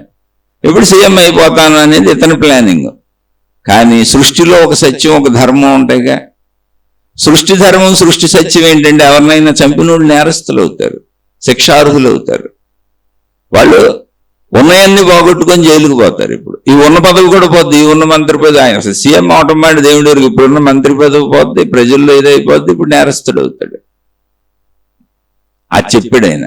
ఏమండి, నేరస్తులు అవుతానని చిన్న లాజిక్ ఎలా మర్చిపోయారండి అన్నాడు. అంటే కోరిక లాజిక్, సత్యపు లాజిక్ మర్చిపోయేలా చేస్తుంది. నా జీవితంలో అది నాకు ఎప్పుడు గుర్తుండిపోయినటువంటి మాట. ఆ లాజిక్ తెలుసా నీకు? నువ్వు అది మర్చిపోకుండా జీవిస్తున్నావా? మనం జీవించేటప్పుడు మనం చేసే పనులు, మనం మాట్లాడే మాటలు, మన ప్రవర్తన, మన ధర్మము, మన అధర్మము, మన నడక, ఈ చిన్న లాజిక్లు, సృష్టి నియమాలు, సృష్టి సూత్రాలు, దేశకాల పరిస్థితుల ధర్మాలు, కుటుంబ ధర్మాలు, బాధ్యతలు, ఈ చిన్న లాజిక్లు మర్చిపోకుండా, ఎందుకని చంపితే నేరస్తుడు అవుతాడు అనేది ఖచ్చితమైన సూత్రం, తప్పించుకోవచ్చు అనేది భ్రమ. ఆ మాట చెప్పినప్పుడు ప్రకాష్ రాజ్ గారు ఏం చేస్తాడంటే చెప్పి సాక్ష్యాలు ఆయనకే ఇచ్చేస్తాడు. నేను ఎవరికి చెప్పలేదు, బయట పెట్టలేదు, ఇదిగో సాక్ష్యాలని ఆయనకే ఇచ్చేసి, ఈ చిన్న లాజిక్ ఎలా మర్చిపోయారండి మీరు అని చెప్పి బయటికి వెళ్ళిపోతాడు అతను. వెంటనే కోటా శ్రీనివాసరావు గారు గన్ను తీసుకొని, ఆయన పెద్ద మినిస్టర్, ఆయన దగ్గర గన్ను ఉంటుంది, పక్కనే డెస్క్ లో గన్ను ఉంటుంది, గన్ను తీసుకొని తన తలకి పెట్టుకొని తనే కాల్ చేసుకుంటాడు. ఆ శబ్దం మనకు వినపడుతుంది. డైరెక్టర్ ఆ శబ్దాన్ని, బుల్లెట్ శబ్దాన్ని వినిపిస్తాడు. ప్రకాష్ రాజ్ గారు నవ్వుకుంటూ నడిచి వెళ్ళిపోతాడు. అంటే ఆయనకి శిక్ష ఆయనే వేసుకున్నాడు. అంటే ఇంకొకరిని చంపించింది అతనే కనుక తనను తానే చంపేసుకునేలా సృష్టి తయారు చేసింది, యాక్షన్ అలా తెచ్చింది. లేదు అతన్ని చంపేసుకోకపోతే, ఎందుకంటే అతను చాలా ఉన్నతమైన పదవుల్లో ఉన్నాడు, మంత్రిగా అతన్ని కొన్ని వేల లక్షల మంది నమ్ముతున్నారు. అసలు ఎదుటి మంత్రిని ఈయనే చంపించేశాడు అంటే అసలు దారుణమైన విషయం అయిపోతుంది. ఇప్పుడు ఆ ఎదుటి తాలూకా వాళ్ళు వచ్చైనా ఇన్ని చంపేస్తారు, లేదా గవర్నమెంట్ శిక్షలు పడి వెళ్ళి తిహార్ జైల్లోనూ కూర్చోవాలి. మొత్తం పోయిందిగా, సర్వనాశనం అయిపోయాడు. బయట పడదనుకున్నాడు, బయట పడుతుంది. తను తానే చంపేసుకున్నాడు, ఇంకో దారి లేదు. అలాగే మనం చేసే పనులకు, కర్మలకు శిక్షలు మనమే వేసుకుంటామని నీకు తెలుసా? తప్పించుకుంటాను అని తెలివిగా అనుకుంటున్నావా? కాదు, నువ్వు తప్పించుకోలేవు. సృష్టి కంటే తెలివైన వాడివి కాదు. సృష్టిలో ఒక ధూళి కణానికైన, ఒక ధూళి కణమైన నీకైన తెలివితేటలు ఉంటే మొత్తం విశ్వశక్తికి ఎంత తెలివి ఉంటుంది, మొత్తం సృష్టికి ఎంత తెలివి ఉంటుంది. అన్ని ప్రణాళికగా సాగుతున్నాయి. ప్రణాళికగా సాగపోతే సూర్యగమనము, భూగమనము లక్షల కోట్ల సంవత్సరాల నుంచి ప్రణాళికగా సాగుతుంది. గనుకనే సూర్యాస్తమయ, సూర్యోదయాలు, పగలు రాత్రులు, సెకండ్లు, నిమిషాలు, గంటలు, రోజులు, వారాలు, నెలలు, సంవత్సరాలు అన్ని పర్ఫెక్ట్గా ఉంది అక్కడ. వృక్షజాతి, జంతుజాతి, మానవ జాతి, వాటి పుట్టుకలు, వాటి జననాలు, వాటి మరణాలు, మధ్యలో జీవితాలు అన్ని పర్ఫెక్ట్గా ప్లానింగ్ ప్రకారం వెళ్తుంది మొత్తం సృష్టి అంతా. నువ్వెలా తప్పించుకుంటావు? ఏ విషయం నీకు తెలిసే పోనీ, అది లోపల పెట్టుకున్నావు. ఇదంతా ప్లానింగ్ గా, సిస్టమేటిక్ గా ఉంది. నేను కూడా ఆ సిస్టంలో కలిసి వెళ్ళాలి. ఆ సిస్టమ్ పేరు ధర్మము. మొత్తం యూనివర్సల్ చట్టం ఏంటంటే ధర్మము. అదే మంచి. ఎవరి ధర్మం వాళ్ళు చేయాలి. ఎవరి ధర్మం వాళ్ళు చేయటం ఏంటి? సూర్యుడు మనకు మేలు చేయాలని ప్రకాశించట్లా. సూర్యుడు మండుతున్న అగ్నిగోళం అక్కడ ఉంచబడింది. అలా మండటం దాని ధర్మం, అది మండుతుందండి. దానివల్ల వెలుగు వచ్చింది, ఆ వెలుగు వలన భూమి మీదకి పడింది, ఆ భూమి మీద పడటం వలన సూర్యరశ్మి వలన ఇక్కడ జీవరాశి బతకడానికి అనువుగా ఉంది. ఇలా ఒకదానికొకటి లింకుతో సృష్టి తయారు చేయబడింది ప్రణాళికగా. కానీ ఈ లింకుల్లో దేనికి నేను ఇంకో దాన్ని బ్రతికిస్తున్నానన్న భావన లేదు. దాని జీవితమే జీవిస్తుంది. అలాగే మొక్కలు మన కోసం ఆహార పదార్థాలు ఇవ్వాలని, లేదా మనకి పళ్ళు పూలు ఇవన్నీ ఇవ్వాలని మొక్కలు జీవించట్లా, మొక్కలు బ్రతకటల్లా, వాటి జీవితాన్ని అవి జీవిస్తున్నాయి. మొక్క తన జీవితాన్ని తాను జీవిస్తుంటే అది జీవించటానికి అవసరమైన కార్బన్ డైఆక్సైడ్ వాయువును అది పీల్చుకుంటుంది. సూర్యుడి నుంచి శక్తిని తీసుకుంటుంది, భూమి నుంచి శక్తిని తీసుకుంటుంది, నీటి నుంచి శక్తిని తీసుకుంటుంది, వాయువు నుంచి కార్బన్ డైఆక్సైడ్ని తీసుకుంటుంది. అది ఉపయోగించుకొని ఆక్సిజన్ అనే దాన్ని బయటకు వదులుతుంది. అంటే ఆక్సిజన్ మొక్కలకి వ్యర్థ పదార్థం, అది మనుషులకి ప్రాణవాయువు. ఇది సృష్టి ఏర్పాటు చేసినటువంటి పరస్పర ఆధారత సృష్టి. మొక్కల నుంచి వచ్చే పదార్థాలన్నీ మనుషులకు ఉపయోగపడతాయి. కానీ మొక్క అసలు మానవ జాతి ఒకటి ఉందని దానికి నేను ఉపయోగపడాలని బ్రతకట్లా, దాని బతుకది హాయిగా బతుకుతుంది. జీవించటం అనే దాని ధర్మాన్ని అది చేస్తుంది. ఆ ధర్మంలో దానికి కాయలు వస్తున్నాయి, పువ్వులు వస్తున్నాయి, పళ్ళు వస్తున్నాయి, ఆకులు వస్తున్నాయి, కొమ్మలు వస్తున్నాయి, రెమ్మలు వస్తున్నాయి. అవన్నీ ఎవరికన్నా ఉపయోగపడితే ఓకే, లేకపోతే లేదు. ఉపయోగపడుతున్నట్టు దానికి కూడా తెలియదు. అలాగే నువ్వు నీ ధర్మము, మనిషిగా నీకు తలలో ధర్మం తెలుసు, దేశకాల పరిస్థితుల ధర్మం తెలుసు, మనిషిగా నీలో నీకు ధర్మం తెలుసు. ఇలా ఉండొచ్చని తెలుసు, ఇలా ఉండకూడదని తెలుసు, ఇలా చెయ్యొచ్చని తెలుసు, ఇలా చేయకూడదని తెలుసు. కాబట్టి శరీరం అనేటువంటి ఈ యంత్రమును, ఈ గ్రహణ యంత్రమును ఆ ధర్మము అనేటువంటి విచక్షణా బుద్ధితో నియంత్రించుకుంటూ నువ్వు కూడా అలా బతకాలి. అలా నువ్వు బ్రతుకుతున్నప్పుడు అది ఎవరికైనా ఉపయోగం అవ్వచ్చు. ఇప్పుడు మొక్కలు బ్రతకటం మానవ జాతికి ఉపయోగమైంది, జంతు జాతికి ఉపయోగమైంది. అలా సృష్టిలో ఉన్నవన్నీ ఉండటం మొత్తం సృష్టికి ఉపయోగం అవుతుంది. పంచభూతాలు అవే, మొత్తం సృష్టికి ఉపయోగంగా ఉంది. అలాగే నువ్వు ఎవరికో ఉపయోగపడాలని కాదు, ఉపయోగపడకూడదని కాదు, స్వతంత్ర ఉద్దేశాలొద్దు. దేశ కాల పరిస్థితులలో నీకివ్వబడినటువంటి బుద్ధిశక్తిని వాడుకో, శరీర శక్తిని వాడుకో, మనోశక్తిని వాడుకో, జ్ఞానశక్తిని వాడుకో, ప్రాణశక్తిని తెలుసుకో. ప్రాణశక్తితోనే ఇవన్నీ వాడబడుతున్నాయి. ప్రాణశక్తి ఉంటేనే మనం జీవించడం అనేది ఉంది. కాబట్టి ఈ వాడుకోవాలి అంటే నీ సమస్తాన్ని నువ్వు తెలుసుకో. శరీర పనితీరు తెలుసుకో, మనస్సు పనితీరు తెలుసుకో, ఇంద్రియాల పనితీరు తెలుసుకో, అహంకార పనితీరు తెలుసుకో. నీలో కలిగే అన్నింటి గురించి సంపూర్ణంగా ముందు చదువుకో. నువ్వు చదవవలసిన అద్భుతమైన జ్ఞాన గ్రంథం నువ్వే ముందు. ఎందుకని నీ గురించి నీకు తెలిస్తే నీ శరీరము, నీ మనసు, నీ ప్రాణశక్తి మొత్తంగా నీ లైఫ్ డ్రైవింగ్ నీకు వస్తే, అంటే డ్రైవింగ్ నేర్చుకోకుండా శరీరాన్ని తీసుకొని నువ్వు ప్రపంచంలోకి వెళ్ళిపోతే అట్టాగు, నేను అనుకుంటూ ప్రపంచంలో దూరిపోతే అట్టాగు, ఈ శరీరంతో, ఈ మనస్సుతో, ఈ బుద్ధితో ఏమీ తెలియని డ్రైవింగ్ గ్రంథంతో, డ్రైవింగ్ రానటువంటి శరీరంతో, మనసుతో, బుద్ధితో అసలు డ్రైవింగే రాదు, లైఫ్ డ్రైవింగే రాకుండా వెళ్తున్నప్పుడు నీ జీవితం అజ్ఞానమయమైపోయింది. జ్ఞానం అంటే ఏంటి? డ్రైవింగ్ తెలియటం. అసలు నీకే డ్రైవింగ్ రాకపోతే నువ్వు ప్రపంచాన్ని విషయాలను తెలుసుకొని ఏం చేస్తావు? నీకే బ్రతకటం అనే డ్రైవింగ్ రాకపోతే, జీవించటం అనే డ్రైవింగ్ రాకపోతే, సృష్టిలో ఎలా ఉండాలి, మనుషులతో ఎలా ఉండాలి అనే డ్రైవింగ్ నీకు తెలియకపోతే, నీ సొంత లైఫ్ డ్రైవింగే నీకు తెలియకపోతే, నువ్వు మతాలను తెలుసుకొని, దేవుళ్ళని తెలుసుకొని, దేవతలను తెలుసుకొని, గురువులను తెలుసుకొని, జ్ఞాన గ్రంథాలను తెలుసుకొని ఏం చేస్తావు? అసలు ఆ తెలియటము నిజమా? ఎందుకంటే నీ గురించి నీకు తెలియనప్పుడు ఆ గ్రంథాల గురించి నీకెలా తెలుస్తుంది? నీకు తెలిసింది అనుకునేదంతా నిజమా? అదే బేసిక్గా నీ గురించి నీకు తెలియనప్పుడు అంటే నువ్వు అజ్ఞాన స్థితిలో ఉన్నావు. నీ గురించి నీకు తెలియకపోవటం సంపూర్ణంగా అజ్ఞాన స్థితి. నీ మీద నీకు అదుపు లేకపోవటం, నిన్ను నువ్వు నిగ్రహించుకోలేకపోవటం, నిన్ను నువ్వు అదుపులో ఉంచుకోలేకపోవటం, నీ దుఃఖాలు, నీ బాధలు, నీ కష్టాలను నువ్వు ఆపుకోలేకపోవటం, నీ కోరికలను నువ్వు ఆపుకోలేకపోవటం, నీ అహంకారాన్ని నువ్వు ఆపుకోలేకపోవటం, నిన్ను నువ్వు ప్రశాంతంగా హాయిగా సంతోషంగా ఉంచుకోలేకపోవటం అనే డ్రైవింగే నీకు రానప్పుడు, అది కుదరనప్పుడు, ఇప్పుడు నువ్వు సంపూర్ణ అజ్ఞానంలో ఉన్నావు. నా మీద నాకు అదుపు లేదు. ఇదేంటి నా మీద నాకు అదుపు లేదంటే? బ్రేకులు లేని కారు వేసుకొని ఎవడన్నా వెళ్తాడా? ముందేం చేయాలి? ఆ కారు, ఆ మోటార్ సైకిల్ వేసుకెళ్ళాలంటే ఫస్ట్ బ్రేకులు వేయించుకోవాలి. దానికి వాహనాన్ని ఉపయోగించాలంటే బ్రేకులు వేయించుకోవాలి. అలాగే నా మీద నాకు అదుపు లేదంటే నాకు బ్రేకులు లేవు. బ్రేకులు లేని బండిలో వెళ్ళిపోవటం ఏంటంటే అజ్ఞానంలో వెళ్ళిపోతున్నా, అందుకే చెడిపోలేదు. ప్రశ్నలోనే ఎన్ని విన్నా ఎన్ని తెలుసుకుంటున్నా మనుషులు ఎందుకు మారటం లేదు అంటే అసలు మనిషి తన గురించి తాను తెలుసుకోవట్లా.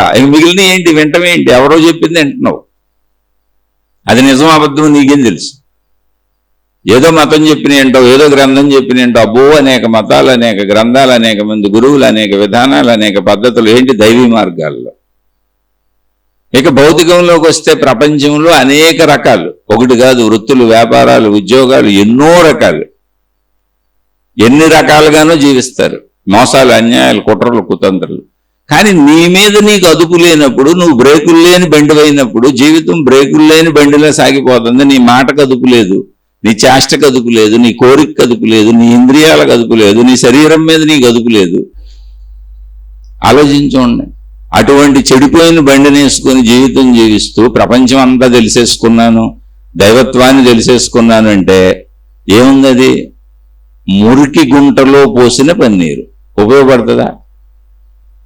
బూడిదలో పన్నీరు అంటే అది ఉపయోగపడుతుందా? ఆ మురికి గుంటలో నువ్వు ఏం పోయి అవి మురికైపోతాయి. చక్కగా తాగే పాలు పోయి మురికైపోతాయి, పనికిరావు నీకు. నువ్వు తినే ఆహార పదార్థాలే పనికిరావు నీకు. నువ్వు ఏదేసినా మురికి పాలే. అలాగే నా గురించి నాకు తెలియకుండా నేనేమి తెలుసుకున్నా అది అజ్ఞానం పాలే, బూడిదలో పోసిన పన్నీరే.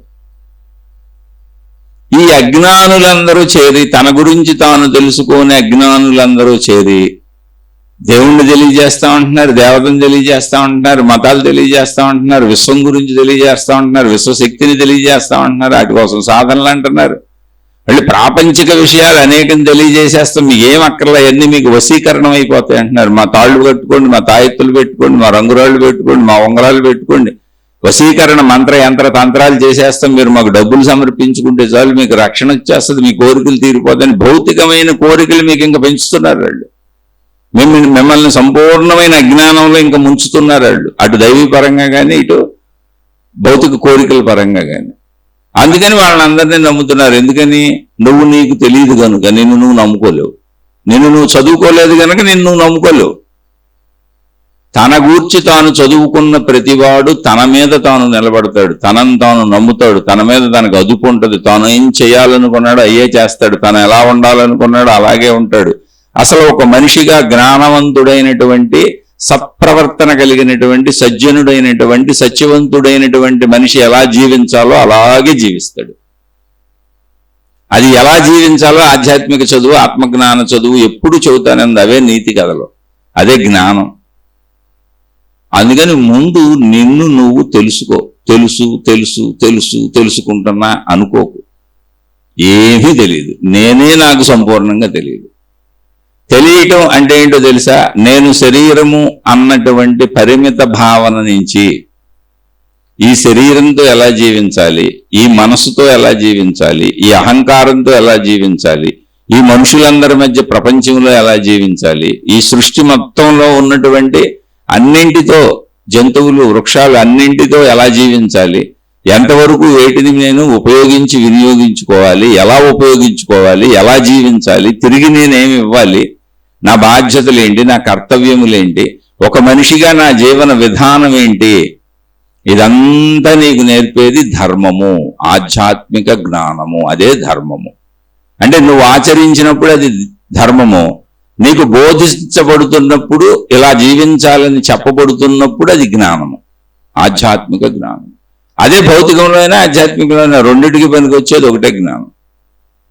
నిన్ను నువ్వు తెలుసుకుంటా, నీ గూర్చి నీకు సంపూర్ణంగా తెలుసా? ఆ తెలియటం, ఆ సంపూర్ణత అంటే ఏంటి అంటే ఇలా బ్రతకటంతో పాటు నేను శక్తి స్వరూపుడను, శక్తి స్వరూపురాలను అనే వరకు నువ్వు వెళ్ళాలి. అనంత ఆత్మశక్తి స్వరూపుడను.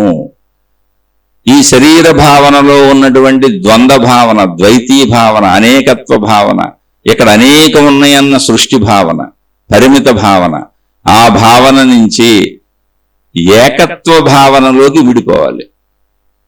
అది అనంత ఆత్మశక్తి భావన. ఎక్కడి నుంచి అక్కడికి, అంటే ఆ ఏకత్వ భావనకి, అనేకత్వము నుంచి ఏకత్వ భావన వరకు మనిషి ప్రయాణించడానికి అవసరమైన సమస్త జ్ఞాన సంపద మనిషిలో ఉంది.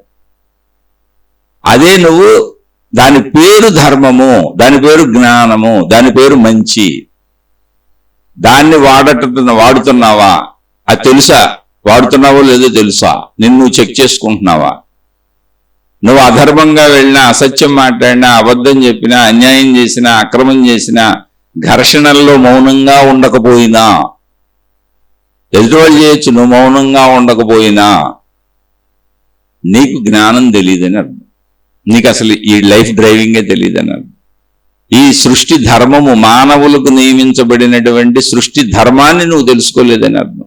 నువ్వు ఆ సృష్టి ధర్మంలో కలవకుండా ధర్మంగా ఎలా జీవిస్తావు? అందుకని ఆధ్యాత్మిక జ్ఞానము క్రియాత్మకమైన సృష్టి ధర్మాలను మనిషి ఎలా ఆచరించాలో చెబుతుంది. అలా ఆచరిస్తూ మనిషి తన సంపూర్ణతను ఎలా తెలుసుకోవాలో చెబుతుంది. అందుకని నిన్ను నువ్వు తెలుసుకుంటే నీకు సమస్తం అర్థమైపోద్ది. నువ్వు బయటికి వెళ్ళి ఏం తెలుసుకోక్కర్లేదు. ఎందుకని విశ్వం మొత్తానికి ఆధారమైన శక్తి ఏదున్నదో, దేన్ని ఆత్మశక్తి అంటున్నారో, దేన్ని దైవశక్తి అంటున్నారో, దేన్ని బ్రహ్మము అంటున్నారో, అది నీలో ఉన్న ప్రాణశక్తి. శరీరము, మనసు, ప్రాణశక్తి.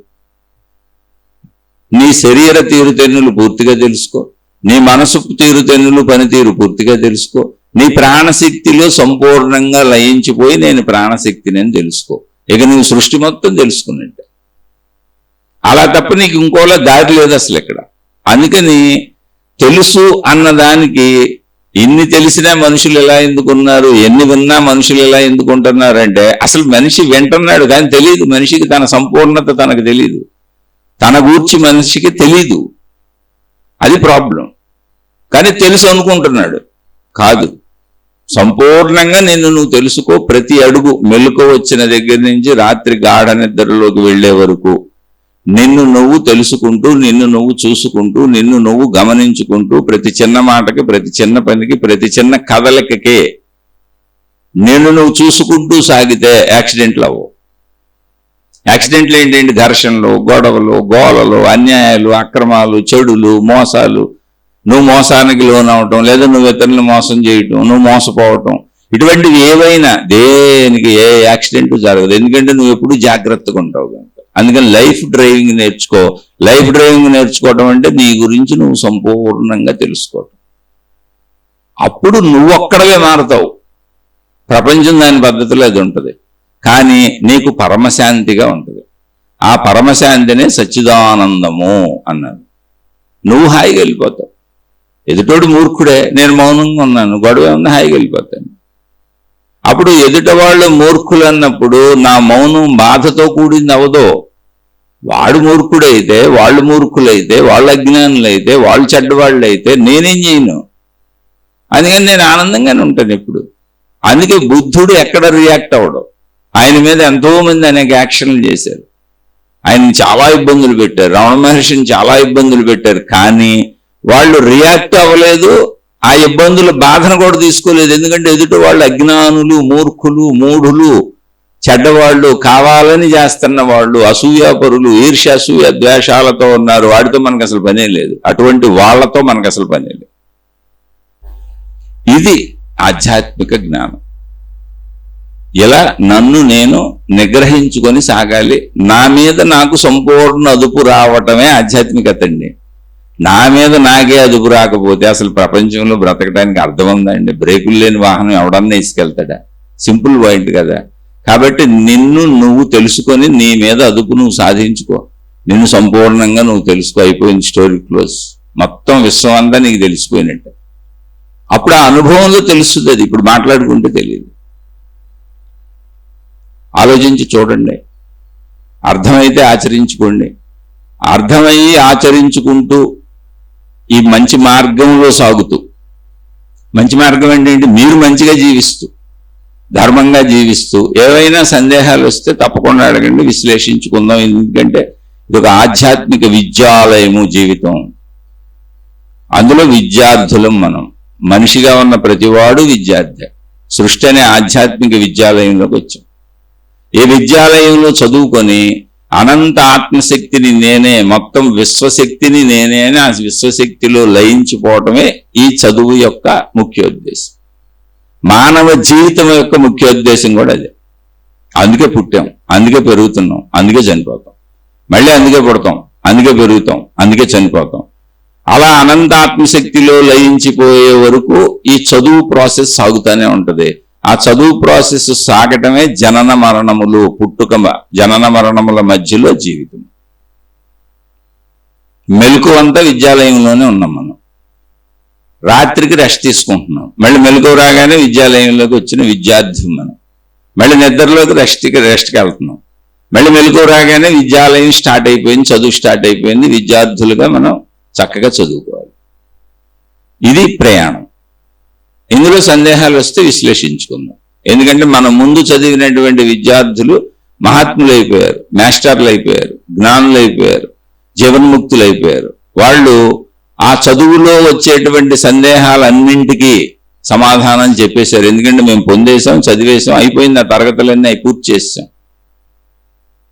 అందుకని వాళ్ళు అందించిన జ్ఞానం ఉంది. సందేహాలు వస్తే అవి వెతుక్కొని ఆ జ్ఞానాన్ని తెలుసుకున్నాం. ఇక ఇది నచ్చని వాళ్ళు, అకారణ ద్వేషాలు పెంచుకునే వాళ్ళు ముందే చెబుతున్నాం. అసలు మామూలు మాటల్లోనే చెప్పుకుంటున్నాం విద్యార్థులు అని. అలాగే నేను సామాన్య మనిషిని, నేను ఒక ఆర్డినరీ విద్యార్థిని, చదువుకుంటున్నాను. నన్ను నేను మంచిగా ఉంచుకుందాం, అనవసరపు ద్వేషాలు, ప్రతీకారాలు, పగలు, ఈర్ష్యలు, అసూయలు, చెడు గుణాలన్నింటినీ నా నుంచి వదిలించేసుకుందాం. ఒక బట్టకు పట్టిన మురికిని ఎలా వదిలించుకోవాలి అని ప్రయత్నిస్తూ ఉతుక్కుంటామో అలా నన్ను నేను ఉతుక్కుంటున్న విద్యార్థిని. నాకు పట్టినటువంటి చిన్నతనం నుంచి నేను ఈ ప్రపంచంలో తిరుగుతూ అంటించుకున్న దుమ్ము ధూళి అనే చెడుని, అజ్ఞానాన్ని, మలినాలని నాకు నేనే ఉతుక్కుంటున్నా. అదంతా ఉతుక్కొని నన్ను కేవలము మంచిగా ఉంచుకోవాలనుకుంటున్న విద్యార్థిని. కాబట్టి నాతో అసలు ఎవరికి ఏ ప్రమేయము లేదు. నేను ఒక సామాన్యుణ్ణి. నన్ను వదిలివేసి హాయిగా మీ మార్గాల్లో మీరు సాగిపోండి. అకారణంగా ద్వేషాలు పెంచుకోబాకండి. అకారణంగా నా మీదే కాదు, అసలు ఎవరి మీద పెంచుకోబాకండి. ఎవరికి ఇక్కడ అడ్డం కాదు. సృష్టిలో అందరూ బ్రతకటానికి వచ్చారు. అందరూ ఏదో ఒక రోజు చనిపోతారు. మధ్యలో ఇవన్నీ ఎందుకు? ఈ పగలో ప్రతీకారాలు, కక్షలో అహంకారాలు, నా మాట వినాలి, నేను చెప్పింది గొప్ప, నాదే రైటు, ఇవన్నీ ఎందుకు? హాయిగా బతుకుదాం, హాయిగా పోదాం. ఆలోచించి చూడండి. శుభమస్తు. మీకు మీ కుటుంబ సభ్యులకు మేలు చేకూరుగాక. మరొక కొత్త శీర్షికతో కలుసుకుందాం. కేవలం ఆధ్యాత్మిక చదువుకెళ్ళి శక్తితత్వాన్ని తెలుసుకుంటేనే మనిషి తనకు ఇవ్వబడినటువంటి సమస్త సంపూర్ణ శక్తులను వాడుకున్నాడని అర్థం. ఆ వైపు మనం ప్రయాణిస్తున్నాం. అందుకు ఈ శీర్షికలు, అందుకే ఆధ్యాత్మిక చదువు, అందుకే ఆత్మజ్ఞాన చదువు. చక్కగా అందరూ చదువుకోండి. ఇది ఆధ్యాత్మిక విద్యాలయము. ఈ ఆధ్యాత్మిక విద్యాలయము అనే పేరుతో డివైన్ ప్లానెట్ ఛానల్లో నా ఉద్దేశాలు ఏంటి, అసలు ఆధ్యాత్మిక విద్యాలయము అంటేనే దాన్ని తెలియజేస్తూ డివైన్ ప్లానెట్ ఛానల్లో 1920వ శీర్షిక చెప్పాను. అలాగే ఆధ్యాత్మిక చదువు అని మన 2వ ఛానల్ ఉంది, అందులో 141వ శీర్షిక చెప్పాను. ఆసక్తి ఉన్న వాళ్ళు ఆ శీర్షికలు వినండి. 2 శీర్షికల్లో ఉన్నటువంటి సబ్జెక్ట్ మ్యాటర్ ఒకటే. ఆధ్యాత్మిక విద్యాలయము అంటే ఏమిటి అని నా ఉద్దేశాన్ని చెప్పాను. ఆ శీర్షిక విన్నవాళ్ళు, ఇప్పుడు ఈ శీర్షిక విన్నవాళ్ళు మీ అభిప్రాయాలను కామెంట్ల రూపంలో తెలియచేయండి.